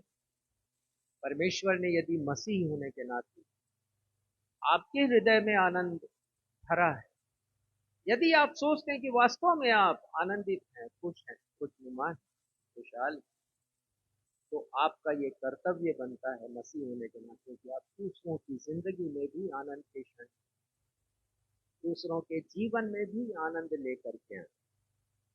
दूसरों के जीवन में आप कष्ट लाने का कारण कभी न बने। तो आइए आज बाइबल के दृष्टिकोण से हम देखेंगे कि विश्व की इस बड़ी समस्या का समाधान हम कैसे कर सकते हैं। पहली बात बताना चाहूंगा कि हम खुशहाल हों। हर एक मसीही जो भीतर से आनंदित, हृदय से आनंदित है, वो खुशहाल हो और दूसरों को खुशहाल रखे, क्योंकि हमारे पास परमेश्वर यहोवा है। This is a great thing. बहुत बार मसीह होने के नाते हम अपने परमेश्वर को ही अहमियत नहीं देते, पर आप सोचिए कि परमेश्वर का की भूमिका हमारे जीवन में कितनी गहरी है और कितनी आवश्यक। हमारे पास परमेश्वर है और इस बात को समझिए कि अमेरिका में यदि 10 में से 4 लोग ठीक हो जाए, 6 लोग दुखी हैं, तो इसलिए हैं क्योंकि उनमें से अधिकांश लोगों ने परमेश्वर को छोड़ दिया। गूगल में सर्च कर लीजिए, सत्यता आपको पता चलता है। थोड़े ही दिन पहले मैं पढ़ रहा था कि 38% लोग ही विश्वास कर रहे हैं परमेश्वर पर। 38% आनंदित लोग, मैंने आपको बताया। और ये संख्या गिरते जा रही है। क्यों गिरते जा रही है? क्योंकि लोग परमेश्वर को छोड़ रहे हैं, त्याग रहे हैं, कलीसियां खाली जा रही हैं, और खाली कलीसिया बहुत दिनों तक खाली रहने के कारण ये चीज भी जा रही है। ये हाल उस देश का जिसे हम मसीही राष्ट्र कहते हैं, क्रिश्चियन मुल्क कहते हैं, ये स्थिति है वहां की, क्योंकि लोगों ने परमेश्वर को छोड़ दिया। But rejoice, be joyful that we have God of the Bible। हमारे पास बाइबल का परमेश्वर। तो ये बाइबल के परमेश्वर 4 प्रकार से मुझे और आपको शांति देते हैं। मैं शीघ्रता के साथ आपको बताऊंगा। पहली बात पढ़िएगा, 2 कुरिन्थियों पहला अध्याय 3 पद, आज का पहला पद जो अभी हम पढ़ने वाले हैं। और हम यहाँ समझते हैं कि हमारा परमेश्वर हर प्रकार की शांति को देने वाला परमेश्वर। पढ़िएगा 2 कुरिन्थी पहला अध्याय 3। हमारे प्रभु यीशु मसीह के परमेश्वर और पिता का धन्यवाद हो, जो दया का पिता और सब प्रकार की शांति का परमेश्वर है। सब प्रकार की शांति का परमेश्वर। आनंदित हों हम कि हम एक ऐसे परमेश्वर को मानते हैं, एक ऐसे परमेश्वर पर विश्वास करते हैं जो हर प्रकार की शांति देता है। और शांति इज ए बिग थिंग। आज के जमाने में अशांत लोग बहुत हैं, और हमने गीत गाया, यीशु तुम्हें जीवन में शांति देता है, फिर तुम क्यों इस जीवन में अशांत रहते हो? सब कुछ है इंसान के पास, लेकिन हृदय में शांति नहीं। ये है तस्वीर आज के जमाने की। और यहां संत पौलुस कह रहे हैं कि परमेश्वर जो प्रभु यीशु मसीह के हैं, उनका धन्यवाद हो, जो दया का पिता और सब प्रकार की शांति का परमेश्वर। और मैं NIV बाइबल देख रहा था, वहां लिखा father of mercy, father of compassion, और आगे लिखा है गॉड ऑफ ऑल कंफर्ट। दुख में आराम देने वाला, दुख में सांत्वना देने वाला, दुख में सुख देने वाला, दुख में परामर्श देने वाला। सारांश में यदि कहें तो प्रत्येक प्रकार के दुखों में आनंद देने वाला परमेश्वर। ऐसा परमेश्वर, रिजॉइस कीजिए, आनंद कीजिए कि हमारे पास एक ऐसा परमेश्वर है जो हृदय के भीतर आकर हमारे दुखों में भी हमें शांति देती। और दाऊद ने भजन लिखा 23, उनके जीवन की तस्वीर है, उनके जीवन की गवाही है, भजन संहिता 23। और उसके 3 पद में लिखते, वो मेरे जी में जी ले आता है। ये है परमेश्वर। हमारे दुखों में वो हमारे जी में जी ले आते हैं, आनंद से हमें भर देते हैं। इंग्लिश बाइबल में आए, ही रिफ्रेश माई सोल। वो मेरे प्राण को, मेरी आत्मा को तरोताजा कर देते हैं। कब करते हैं? जब दुख का समय। और एक अनुवाद में आए, he renews my soul, he refreshes my soul, he renews my soul, नया बना देते हैं मेरे हृदय को दूर। दूसरी बात, बाइबल कहती है कि परमेश्वर पिता सब प्रकार के दुखों में शांति और आनंद देने वाला परमेश्वर। ना सिर्फ सब प्रकार की शांति वो देते हैं, पर सब प्रकार के दुखों में शांति देने वाले परमेश्वर है। पढ़िएगा 2 कुरिन्थी पहला अध्याय, उसका 4 पद और प्रथम हिस्सा पढ़िए।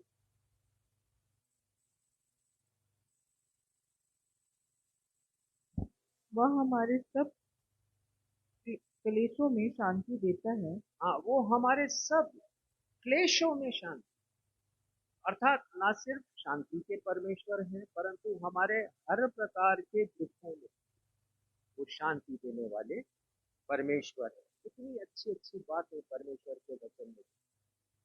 जब भी आपका मन दुखी हो, कहीं मत जाएं कि टीवी देख ले, मन बहला ले, कुछ और कर ले, मन बहला ले, परमेश्वर का की ओर ध्यान लगा।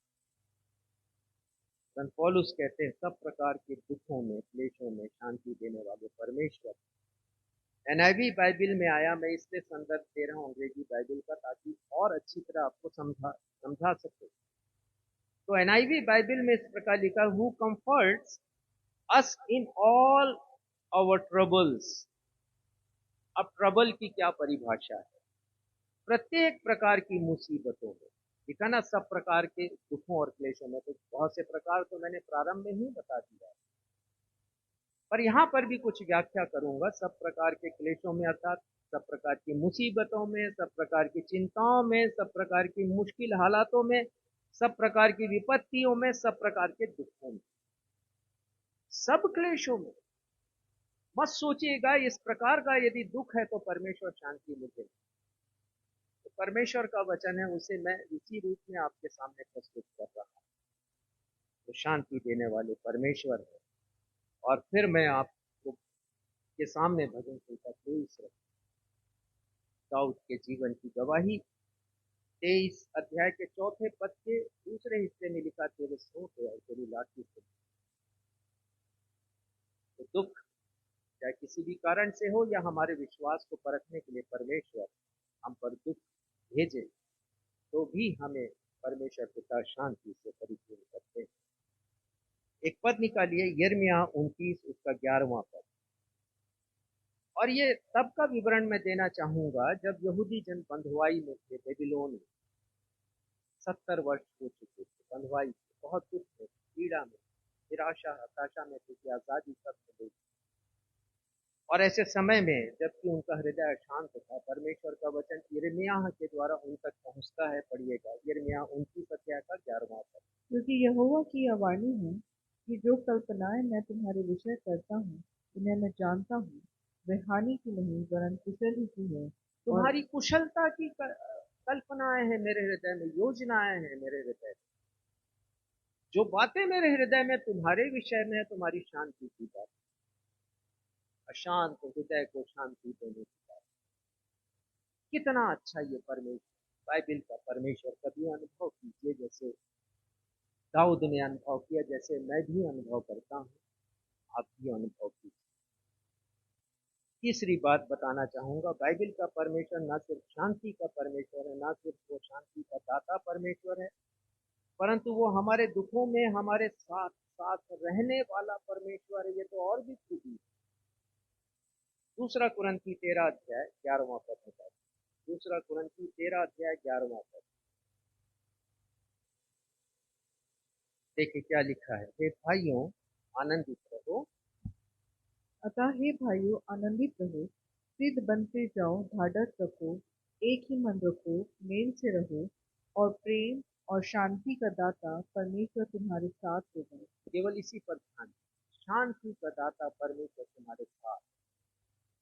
मत सोचिए कि आप यदि पीड़ा में हैं, दुख में हैं, तो आप अकेले हैं, परमेश्वर आपकी प्रार्थना नहीं सुन रहे हैं।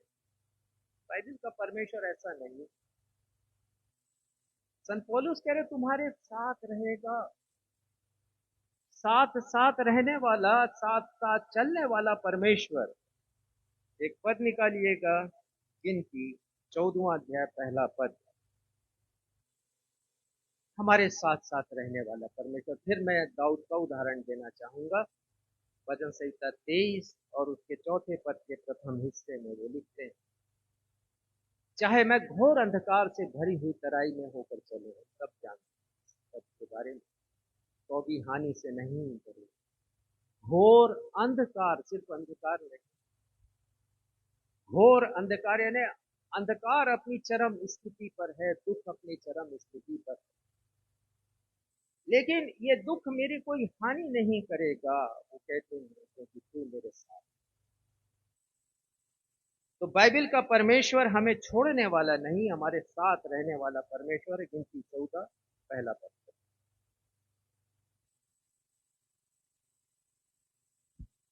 तब सारी मंडली चिल्ला उठी और रात भर वे लोग रोते ही रहे। हाँ, सारी मंडली चिल्ला उठी, रो रहे हैं। ये लोग दुख से पीड़ित हैं कि कनान देश जाएं तो कैसे जाएं, वहां के लोग शूरवीर हैं, दानव के समान हैं, हम युद्ध में पारंगत नहीं हैं, हम बहुत बौने हैं, उनके सामने हार जाएंगे, मार डालेंगे वो हम। 12 लोग भेजे गए थे खेत लेने के लिए कनान देश का। 10 लोगों ने इस प्रकार की बातें कही। इस्राएली लोग रो रहे हैं दुख से पीड़ित, पर 2 लोग हैं, यहोशू और कालेब। और 13वें अध्याय के 14वें अध्याय के प्रथम कुछ पदों में आप पढ़िएगा, आगे बढ़ूंगा मैं, जहां लिखा है कि मान लो परमेश्वर हमारे साथ, हमें कुछ नहीं करना है। मूसा से वो कहते हैं परमेश्वर हमारे लिए युद्ध करे, तो हमारे साथ। तो हम कभी ना सोचें कि हमारी दुख, पीड़ा, तकलीफ, समस्या, परेशानी की स्थिति में परमेश्वर हमारे साथ नहीं है, वो हमारे साथ है। तो चौथी बात बताओ, बाइबल का परमेश्वर, एक पद निकाल लीजिए तब तक, फिलिपियों 4 अध्याय 7वां पद आज हमने पढ़ा। बाइबल का परमेश्वर न सिर्फ शांति का परमेश्वर है, न सिर्फ शांति का दाता परमेश्वर है, न सिर्फ साथ साथ रहने वाला परमेश्वर है, परंतु हमारे दुखों में, ध्यान दीजिए, बाइबल का परमेश्वर हमारे दुखों में हमारे समझ, हमारी सोच से बढ़कर शांति देने वाला परमेश्वर, beyond human comprehension, he gives peace beyond human understanding. हमारी समझ से बढ़कर, हमारे विचारों से बढ़कर शांति, तो कभी सोच नहीं सकते।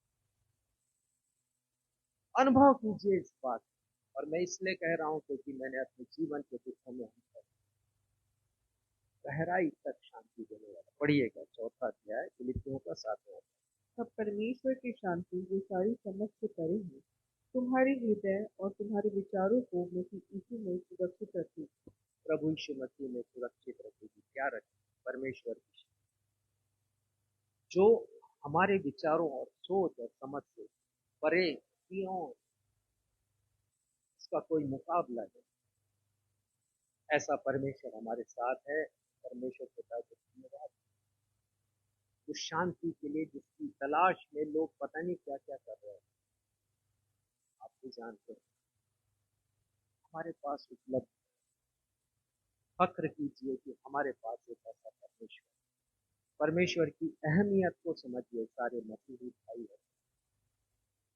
दूसरी बात बताना चाहूंगा कि हम खुशहाल हों और दूसरों को भी खुशहाल, खुद तो आनंदमयी हो, दूसरों को आनंदमय रखें, क्योंकि हमारे पास प्रभु यीशु मसीह है। परमेश्वर तो है ही, प्रभु यीशु मसीह है। कुछ बातों को हम देखें। प्रभु यीशु का आगमन इस संसार में इसलिए हुआ ताकि वे दुखी लोगों के दुख को दूर करके उन्हें आनंदमय जीवन प्रदान करें। उनके आगमन का उद्देश्य, अनेक उद्देश्यों में एक उद्देश्य है कि दुखी पीड़ित मानवता को कैसे वे शांति प्रदान कर सकते, आनंदित कर सकते। 5 बिंदुओं के द्वारा हम इस बात को समझें। पहला बिंदु है, प्रभु यीशु मसीह दुखी और पीड़ित लोगों को आनंद देने के लिए, उनका उद्देश्य आनंद दे, क्योंकि लोग दुख में थे, पीड़ा में थे, और आज भी दुख में है, पीड़ा में है। और आपकी गवाही हो सकती है। आप में से बहुत से लोग जो संदेश को सुन रहे हैं आने वाले समय में सुने, ये आपकी गवाही हो सकती है कि आपके दुख और पीड़ा में यीशु मसीह ने किस प्रकार से आपको आनंदित किया है। पद निकालिएगा लूका 2:10। और ये तब का वाकयात है जब प्रभु यीशु मसीह का जन्म हुआ है और जन्म का प्रथम संदेश गडरियों को प्रदान किया गया। गडरिये उस समुदाय को रिप्रेजेंट करते हैं, प्रतिनिधित्व करते हैं, जो दुखी पीड़ित और शोषित समुदाय। और ऐसे दुखी पीड़ित शोषित लोगों के पास स्वर्गदूत आते हैं और उनसे क्या कहते हैं, पढ़िएगा लूका 2:10। तब स्वर्गदूत ने उनसे कहा, मत डरो, क्योंकि देखो मैं तुम्हें बड़े आनंद का सुसमाचार सुनाता हूँ, जो सब लोगों के लिए होगा। आनंद का सुसमाचार, आनंद की बात जो तुम्हारे लिए है, और ना सिर्फ तुम्हारे लिए है, वो कहते हैं सब लोगों के लिए, इस युग के लोगों के लिए है, आने वाले हर युग के, हर पीढ़ी के लोगों के लिए आनंद का सुसमाचार। सब दुखी, निराश और हताश लोगों के लिए। तो वो कहते हैं आनंद का सुसमाचार ये है कि यीशु का जन्म, वो तुम्हारे दुखी जीवन में आनंद ढूंढने के लिए, आनंद के पल जोड़ने के लिए आए हैं। तुम्हारे दुख में भीतर तक तुम्हें आनंद से परिपूर्ण करने के लिए आए। दूसरा बिंदु इसी का 11वां पद पढ़िएगा, जहां पर हम ये सीखते हैं कि प्रभु यीशु मसीह संसार में मनुष्य को शैतान के दासत्व में के कारण दुख में पड़े लोगों का उद्धार करने वाला। फिर से कहूंगा, प्रभु यीशु मसीह संसार में शैतान के दासत्व के कारण दुख में पड़े लोगों को उद्धार देने के लिए। तो यीशु का उद्धार आनंद देने वाला उद्धार, आनंदित करने वाला उद्धार है, शांति देने वाला उद्धार है। उद्धार के बहुत से पहलू हैं और आज के विषय के अनुसार प्रभु यीशु मसीह का उद्धार मुझे और आपको आनंदित करने वाला उद्धार है। पढ़िएगा लूका 2 उसका 11वां पद। कि आज दाऊद के नगर में तुम्हारे लिए वो सब लोग जो कि शैतान के दासत्व के कारण दुखों में पड़े हैं, प्रत्येक लोगों के लिए क्या हुआ है, एक उद्धार करता जन्मा है। कितना बड़ा संदेश है मेरे और आपके लिए, सारे विश्व के लिए, इस दुख से कराहते विश्व के लिए कि एक उद्धार करता है जो आनंद देता है, जो शांति देता है। यशाया 9 उसके पहले पद में प्रभु यीशु मसीह के आगमन के 700 वर्ष पूर्व यशाया भविष्यवक्ता ने प्रभु यीशु मसीह के जन्म की भविष्यवाणी की है। और उस समय के जब यीशु आ रहे हैं तब कैसा माहौल रहेगा, कैसा वातावरण रहेगा, क्या स्थिति रहेगी, वो कहते हैं। यशाया 9वां अध्याय पहला पद उसके प्रथम वाक्य को पढ़िएगा। तो भी संकट भरा अंधकार जाता रहेगा क्योंकि उद्धार करता आ रहा है। संकट भरा, दुख से भरा जो अंधकार है वो जाता रहेगा, मिट जाएगा वो। दूसरा पद पढ़िएगा। जो लोग अंधियारे में चल रहे थे उन्होंने बड़ा उजियाला देखा, और जो लोग घोर अंधकार से भरे हुए मृत्यु के देश में रहते थे उन पर ज्योति चमकी। मृत्यु के देश में रहने वाले लोगों के ऊपर, हम सब मृत्यु के देश में ही, दुख से भरे देशों में, और हम पर ज्योति चमकी। ज्योति हमेशा आनंद का प्रतीक, ज्योति हमारे जीवन में शांति लेकर आती। कितना सुख का एहसास हमें होता है जब हम सुबह उठते हैं और भोर के प्रकाश को देखते हैं। ये उद्धारकर्ता की ज्योति जो लोगों के जीवन से दुख के अंधकार को मिटाती। तीसरा बिंदु, प्रभु यीशु मसीह संसार में दुखित लोगों को शांति देने के लिए। पढ़िएगा लूका 2 उसका 14वां पद। आकाश से परमेश्वर की महिमा और पृथ्वी पर उन मनुष्यों में जिनसे वह प्रसन्न है शांति हो। यीशु का आगमन इसलिए हुआ है। गीत गा रहे हैं स्वर्गदूत आकाश, कि परमेश्वर की महिमा आकाश में हो और पृथ्वी में क्या हो, पृथ्वी में शांति आ जाए प्रभु यीशु मसीह के कारण। तो प्रभु यीशु मसीह शांति देने के लिए आए। और यशायाह 9वें अध्याय के 6वें पद में लिखा है, हमारे लिए एक बालक उत्पन्न हुआ, और आगे उनके बारे में लिखा है कि और उनका नाम शांति का राजकुमार रखा जाए। शांति से भरपूर यीशु अपनी शांति हमें दिए जाता है। वो है शांति का राजकुमार, शांति का दाता, वो स्वयं शांति की किया जाए। एक पद निकालिएगा यशायाह का ही 61 और उसका पहला पद। 61 और पहला पद, आपके जीवन में ये पद बहुत शांति देगा, क्योंकि प्रभु यीशु मसीह के अभिप्राय को ये प्रकट करता है। पढ़िएगा। प्रभु यहोवा का आत्मा मुझ पर है, क्योंकि यहोवा ने सुसमाचार सुनाने के लिए मेरा अभिषेक किया और मुझे इसलिए भेजा है कि खेदित मन के लोगों को शांति दूं। यहोवा ने मुझे भेजा है, यशायाह नबी लिख रहे प्रभु यीशु मसीह के बारे में। परमेश्वर ने प्रभु यीशु मसीह को इसलिए भेजा कि खेदित मन के लोगों को शांति। तो ये बहुत आवश्यक है कि यदि मन अशांत है, दुखी है, तो हर व्यक्ति यीशु के पास, यीशु के पास। तो उन्होंने कहा, ये सब थके और बोझ से दबे लोगों, मेरे पास आओ, मैं तुम्हें विश्राम दूंगा, शांति। जो उनका वादा है, खेदित मन के लोगों को शांति देगा। चौथा बिंदु बताना चाहूंगा, प्रभु यीशु प्रत्येक प्रकार के दुखी लोगों के जीवन को आनंदमय बनाने आए। लूका 4:18 पर, लूका 4:18। प्रभु का आत्मा मुझ पर है, इसलिए कि उसने कंगालों को सुसमाचार सुनाने के पहली लिए। बात वो कह रहे हैं, दुखी लोगों का में जो पहला क्रम है वो कंगाल, गरीब, निर्धन लोगों का। वो चाहे आत्मिक रूप से कंगाल हो या फिर वो आर्थिक रूप से निर्धन हो, कंगाल किसी भी स्थिति में थे, उनका अभिषेक हुआ है। आगे पढ़िए। सुनाने के लिए मेरा अभिषेक किया है और मुझे इसलिए भेजा है कि बंदियों को छुटकारे का। बंदियों को छुटकारे का। बंदी अर्थात वो लोग जो कि कैद में है, कैद खाने में है। तो दो प्रकार से हम कैद में होते हैं। एक तो शैतान की दास्ता में होते हैं, जो फिजिकल भौतिक रूप से जो जेल होते हैं, बंदी गृह होते हैं, उनसे हम अलग हैं। लेकिन हमारा हृदय, हमारी आत्मा शैतान के अधिकार से दासत्व में, तो यीशु मसीह उनके छुटकारे किए। और वास्तविक रूप में भी जो लोग बंदी गृह में, बंदी लोग, उनके भी छुटकारे के लिए यीशु आए। हर वर्ग के दुख को दूर करने के लिए यीशु आए। आगे पढ़िए।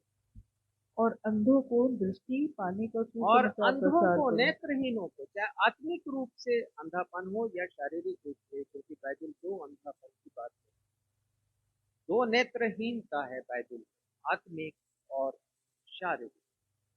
ऐसे लोगों को भी प्रभु यीशु मसीह दृष्टि देने के लिए आए। और आखिरी बात, कुचले हुओं को छुड़ाऊं। कुचले हुओं को, आत्मिक रूप से भी कुचले हुए लोग, सुसमाचार पहुंचा नहीं, दबाया जा रहा है ऐसे लोग। और ये देखा जाता है कि सामाजिक रूप से भी लोग कुचले, सबके छुटकारे प्रभु यीशु मसीह। और उसके बाद 19वां पद पढ़िए। और प्रभु के प्रसन्न रहने के वर्ष का प्रचार करो। यहाँ पर भी प्रसन्नता की बात, आनंद की बात, प्रभु के प्रसन्न होने के वर्ष का प्रचार। इस बात को फिर मैं कभी आपको समझाऊंगा। मैं आऊंगा 5वीं बात की तरफ, प्रभु यीशु मसीह के विषय में मैं बताऊंगा। आप निकालिए लूका 16 और उस यूहन्ना 16 उसका 33वां पद। और ये प्रभु यीशु मसीह का फेयरवेल स्पीच इसको कहते हैं, विदाई का संबोधन है जो शिष्यों से वो वार्ता कर रहे हैं। और ये वार्ता उन्होंने की है प्रभु भोज की मेज पर और गतसमनी बाग जाते हुए। ये वार्ता उन्होंने की है, लंबी वार्ता है, यूहन्ना 14, 15, 16 दिया है। आप कभी पढ़िएगा समय निकाल कर। आपको पता चलेगा कि प्रभु यीशु मसीह ने शिष्यों से क्या बातें की। पढ़िएगा यूहन्ना 16:33 पर। मैंने ये बातें तुमसे इसलिए कही है कि तुम्हें मुझ में शांति मिले। तुम्हें मुझ में शांति मिले। इस संसार में यदि आप आत्मिक शांति ढूंढ रहे हैं, केवल यीशु में। शिष्यों से कहा मुझ में शांति, और मुझसे और आपसे कह रहे हैं कि हमें भी यीशु में ही शांति मिलेगी और कहीं इस संसार में शांति नहीं। आगे पढ़िएगा। संसार में तुम्हें क्लेश होता है, हाँ, परंतु ढाढ़स बांधो, मैंने संसार को जीत इस लिया। संसार में तो तुमको दुख ही मिलेगा। यीशु कहते मैंने संसार को जीत लिया। एक और पद निकालिए, इसी अध्याय का 20वां पद। इसी अध्याय का 20वां। मैं तुमसे सच सच कहता हूँ कि तुम रोगे और विलाप करोगे, परंतु संसार आनंद करेगा। तुम्हें शोक होगा, परंतु तुम्हारा शोक आनंद में बदल जाएगा। हाँ, शोकित हो गए, ये गारंटी यीशु मसीह ने नहीं दिया कि जीवन में केवल आनंद और सुख आ जाए यदि तुम मेरे पीछे चलो।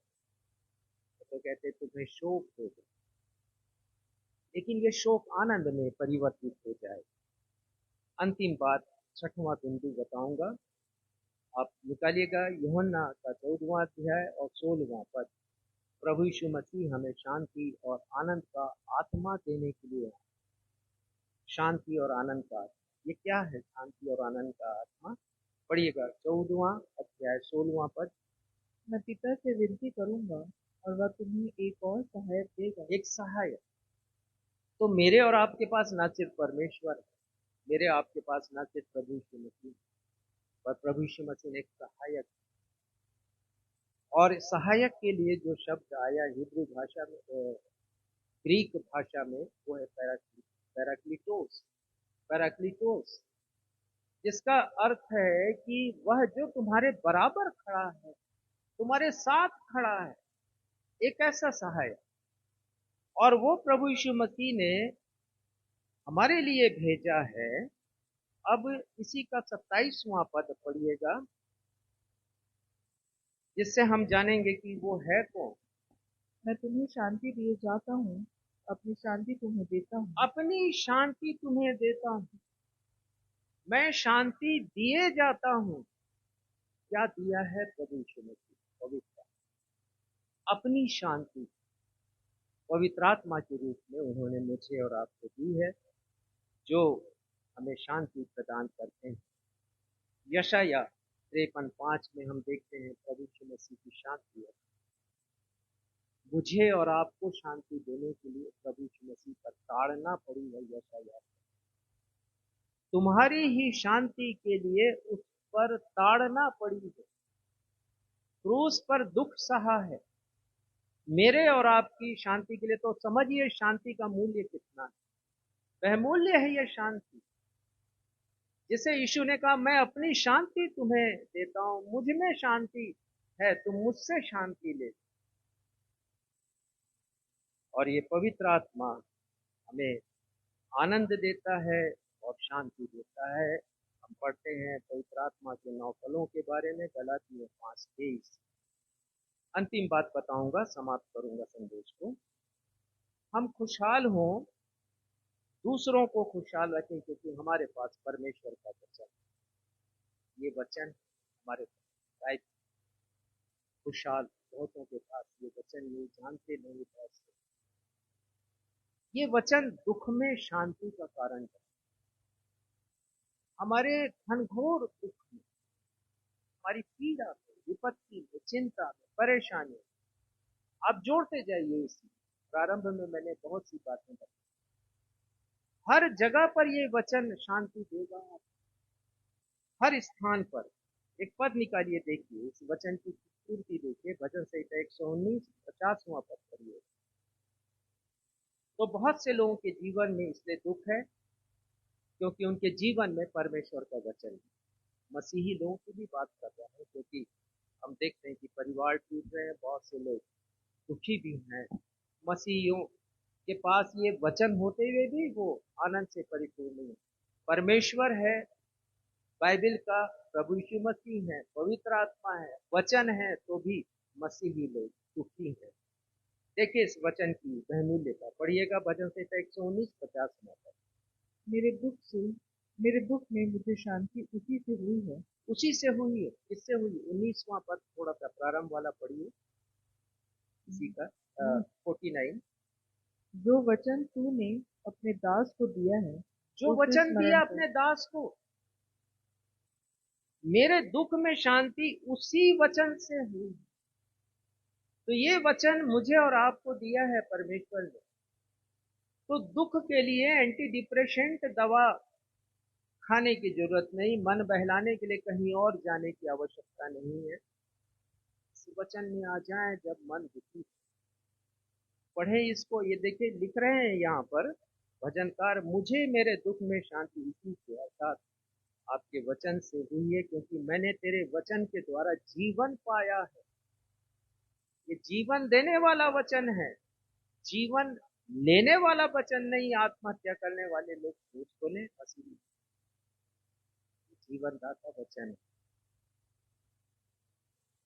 ये मेरा व्यक्तिगत अनुभव रहा है, संभवतः या आपका भी हो, कि जीवन के कठिन क्षणों में जब भी जीवन रूपी आसमान में दुख के काले बादल छाए हैं, परमेश्वर पिता के जीवित वचनों से मैंने असीम शांति का अनुभव इन्हीं वचन। ये मेरा व्यक्तिगत है, आपका भी हो सकता है। नीति वचन निकालिए 15 अध्याय 13वां पद, आज जो पाठ पढ़ा गया पुराने नियम से, देखिए क्या लिखा है वहां पर। नीति वचन 15 अध्याय का 13वां पद। मन आनंदित होने से मुख पर भी प्रसन्नता छा जाती है। मन आनंदित होने से मुख पर प्रसन्नता छाती है। हृदय यदि आनंदित है, अंदर से यदि आनंद है, और वो आनंद केवल परमेश्वर देते हैं, यीशु देते, पवित्र आत्मा देते, परमेश्वर का वचन, तो मुख पर भी प्रसन्नता छाए, आप हंसमुख माने जाए, चेहरा आपका खिला नजर आए, मुख पर भी प्रसन्नता छा जाती है, लिखा है। और आगे लिखा है, परंतु मन के दुख से आत्मा निराश होती है। मन के दुख से अर्थात वचन के अभाव, हमारा जो स्पिरिट आत्मा है वो भी निराश होती है। तो यदि आप में से किसी का मन दुखी है, तो परमेश्वर पिता के जीवित वचन को पढ़िए। किसी का 15वां पद पढ़िएगा। दुखियारी के सब दिन दुख भरे होते हैं। हाँ, दुखियारी या दुखियारे, जो केवल दुख दुख की बात करता है। इंग्लिश में आया है न्यू लिविंग ट्रांसलेशन में डिस्पोंडेंट, अर्थात निराश, हताश और आशाहीन लोग, उनके सब दिन दुख से भरे होते हैं। और आगे, परंतु जिसका मन प्रसन्न रहता है वह मानो नित्य भोज में हाँ, जाता है। जिसका मन प्रसन्न होता, तो मन किसका आनंदित हो? जिसके जीवन में ये बाइबल का परमेश्वर है, प्रभु पवित्र आत्मा परमेश्वर, वो मानो नित्य भोज में जाता। हर दिन उसके लिए उत्सव का दिन, खुशी मनाने का दिन। कितनी अच्छी बातें परमेश्वर के वचन में लिखी। एक और पद पढ़िएगा, 17वां अध्याय का 22वां पद, नीति वचन से ही हम देख रहे हैं। बुद्धिमान राजा सालोमन ने लिखा है ये सब कुछ। 17 अध्याय 22वां पद, नीति वचन। मन का आनंद अच्छी औषधि है, ये देखिए कितनी अच्छी बात है। मैं कह रहा था ना आपको डिप्रेशन दवा लेने की आवश्यकता नहीं। मन को आनंदित कीजिए, हृदय को आनंदित कीजिए। आप सबसे अच्छी औषधि है। और ये तो हम बाइबल से कह रहे हैं, आजकल संसार में भी लोग यही कह रहे हैं कि ये लॉफ्टर क्लब है। मन का आनंद अच्छी औषधि। लेकिन कैसे जानेंगे औषधि है? इसे जानने के लिए इसी का आप निकालिए नीति वचन का 4था अध्याय, उसका 20वां पद देखिएगा। कुछ अध्ययन हम यहाँ करेंगे। 4था अध्याय 20वां पद, उसका प्रथम हिस्सा पद। हे मेरे पुत्र, मेरे वचन ध्यान करके सुन। हाँ, मेरा वचन ध्यान देकर सुन। ये मेरे पुत्र, हम सभी से ये बात कही कि हम ध्यान दे करके सुने। जो परमेश्वर के वचन की बातें हैं। उसके बाद आप पढ़िएगा 21 पद का दूसरा हिस्सा। अपने मन में इसे धारण, न सिर्फ सुनना है परंतु हृदय में स्थान देना इस वचन को, अर्थात जीना है इन वचनों को। अब पढ़िएगा 22वां पद, देखिएगा कि कैसे मन का आनंद अच्छी औषधि है, कैसे बनती है औषधि, दवाई कैसे बनती है। 22वां पद, क्योंकि जिनको वे प्राप्त होती हैं वह उनके जीवित रहने का और उनके सारे शरीर के चंगे रहने का कारण है। सारे शरीर के चंगे रहने का ये औषधि। औषधि क्या है? वचन। तो हमारे पास वचन है खुशहाल है, हम इसका उपयोग करें, हम किसी और के पास ना जाएं। जरा देखें तो एक से एक अच्छी अच्छी बातें हैं।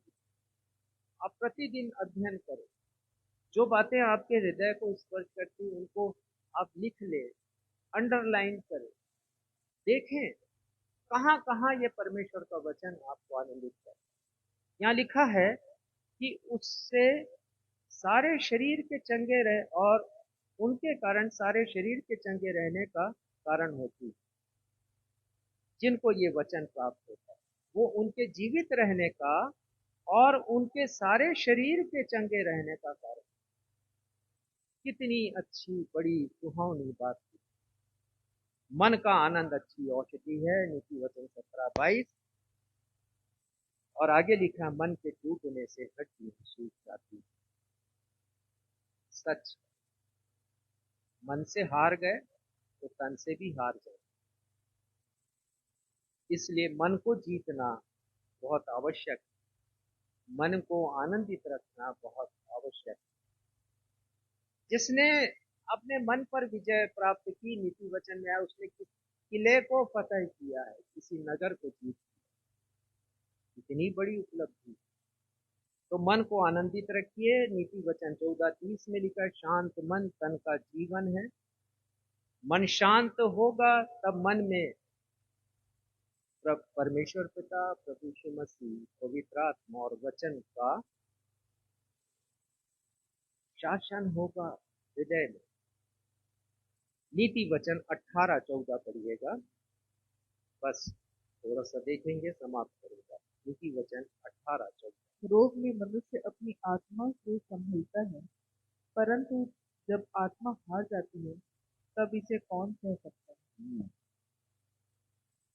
इतना सुहावना पद है, समझने की कोशिश। रोग में हम केवल दवाई से नहीं संभलते हैं, रोग में केवल दवाई से चंगाई नहीं मिलती। लिखा है, रोग में मनुष्य अपनी आत्मा से संभलता है। कितना मजबूत पक्ष है हमारी चंगाई के लिए। जैसा मैंने कहा, मन से हार गए तो तन से हार जाते हैं बहुत से। तो रोग में मनुष्य आत्मा से संभलता है, और आत्मा किससे संभल रही है? परमेश्वर से। आप रोग में भी संभल जाए। इसीलिए कहा जाता है कि दवा के साथ दुआ भी जरूरी है। बहुत से लोग तो दवा लेते हैं, दुआ की उपेक्षा करते, निग्लेक्ट करते हैं। दवा शरीर की चंगाई के लिए और दुआ आत्मा की चंगाई के लिए आवश्यक है। लेकिन लिखा है आगे, आत्मा हार गई तब इसे कौन सह सकता है? और कोई भी नहीं सह सकता। बस मृत्यु है सामने, परेशानियां हैं सामने, दुख और पीड़ा कतार लगा के खड़ी है ऐसे मनुष्य के सामने। तो मन,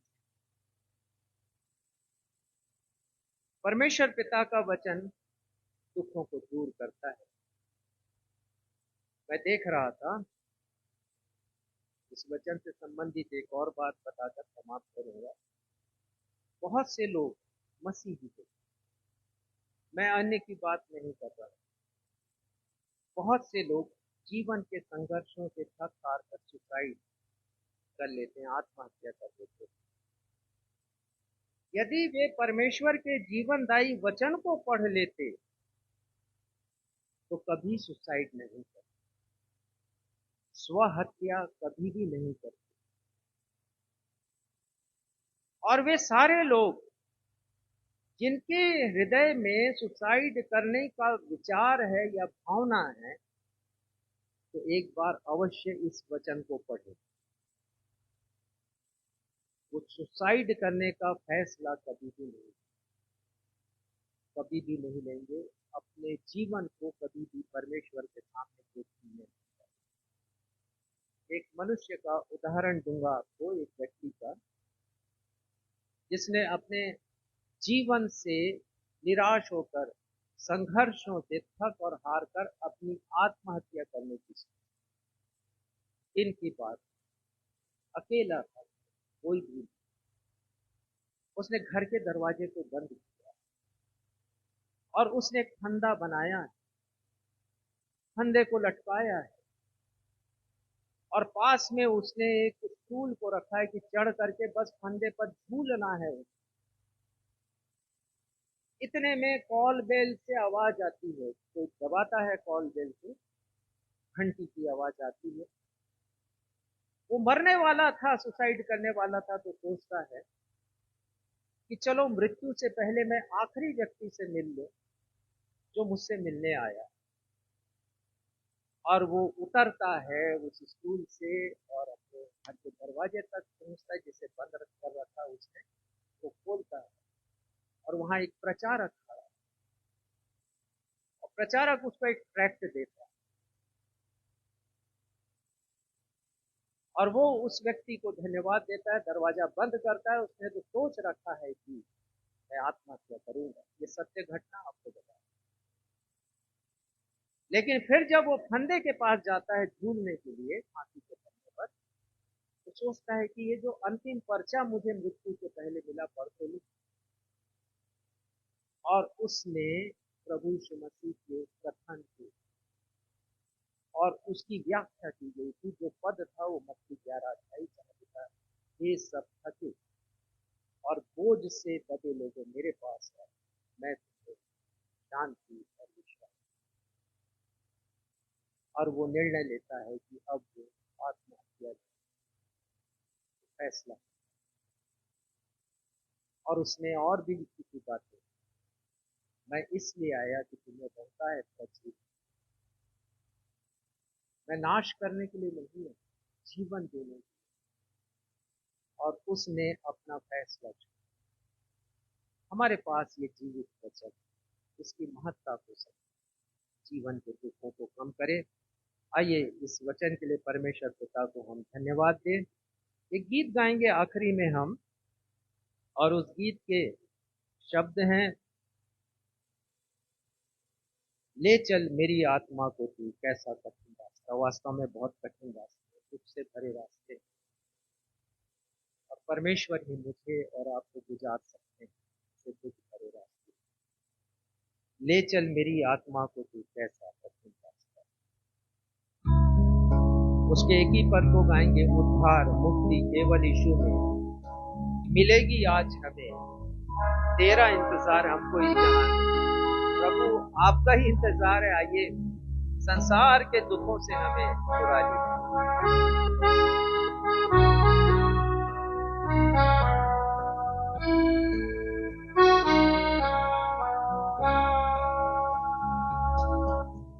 ले चल मेरी आत्मा को तू कैसा कठिन रास्ता है, ले चल मेरी आत्मा को तू कैसा कठिन रास्ता है।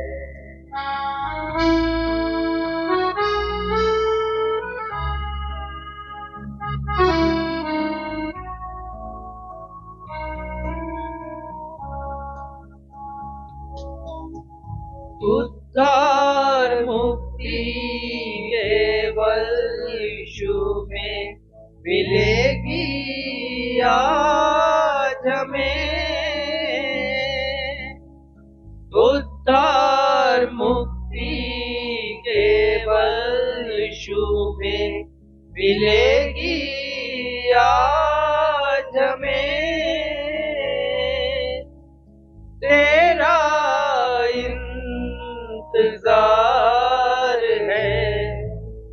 हमको मसीह इस जहाज में तेरा इंतजार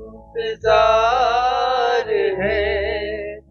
हमको मसीह इस जहाज में ले चल मेरी आत्मा को तू, कैसा कठिन रास्ता है, कैसा कठिन रास्ता है, कैसा कठिन रास्ता है। प्रार्थना करेंगे। परमेश्वर पिता धन्यवाद देते हैं आज वचन के प्रकाशन के लिए पिता। ये सच है, 100% सच है कि आज इस युग को, इस जमाने को, इस संसार को सबसे बड़ी यदि कोई बात है जिसकी आवश्यकता है प्रत्येक इंसान को, वो है हृदय की शांति। और आज देख लिया पिता आपके वचन से केवल आप प्रभु यीशु मसीह देखें, पवित्र में देखें वचन पिता आपके नाम की नहीं दान कर। आप इतनी चिंता दुखों हमारे साथ, पीड़ाओं को हमारे साथ साथ और हमेशा। पिता आज के वचन के प्रकाशन के लिए धन्यवाद। जितने दुखी लोगों ने आज के संदेश को सुना है पिता, उनके जीवन में आनंद कर, ताकि हर एक पीड़ा में, तकलीफों में भी वो आनंद कैसे रहे ये जीना सीख। धन्यवाद के साथ इस प्रार्थना को आपके बेटे हमारे उद्धारकर्ता प्रभु यीशु के नाम से मांग लेता हूँ। सुनिए आशीष ग्रहण करेंगे। अब मैं आप सबों को परमेश्वर पिता की सुरक्षामयी हाथों में शांति के वचनों के साथ सौंप देता हूँ। ये वचन आपके आत्मिक जीवन की उन्नति कर आपको हर एक प्रकार के दुखों से बचा सकते हैं और परमेश्वर पिता के चुने हुए लोगों के साथ उत्तराधिकार पाने में आपकी सहायता कर सकते हैं। उसी अद्वैत परमेश्वर पिता का प्रेम, उद्धार करता प्रभु यीशु मसीह का अनुग्रह, शांति रहते साथ आप सभी प्रियजनों के साथ युगानुयुग सब।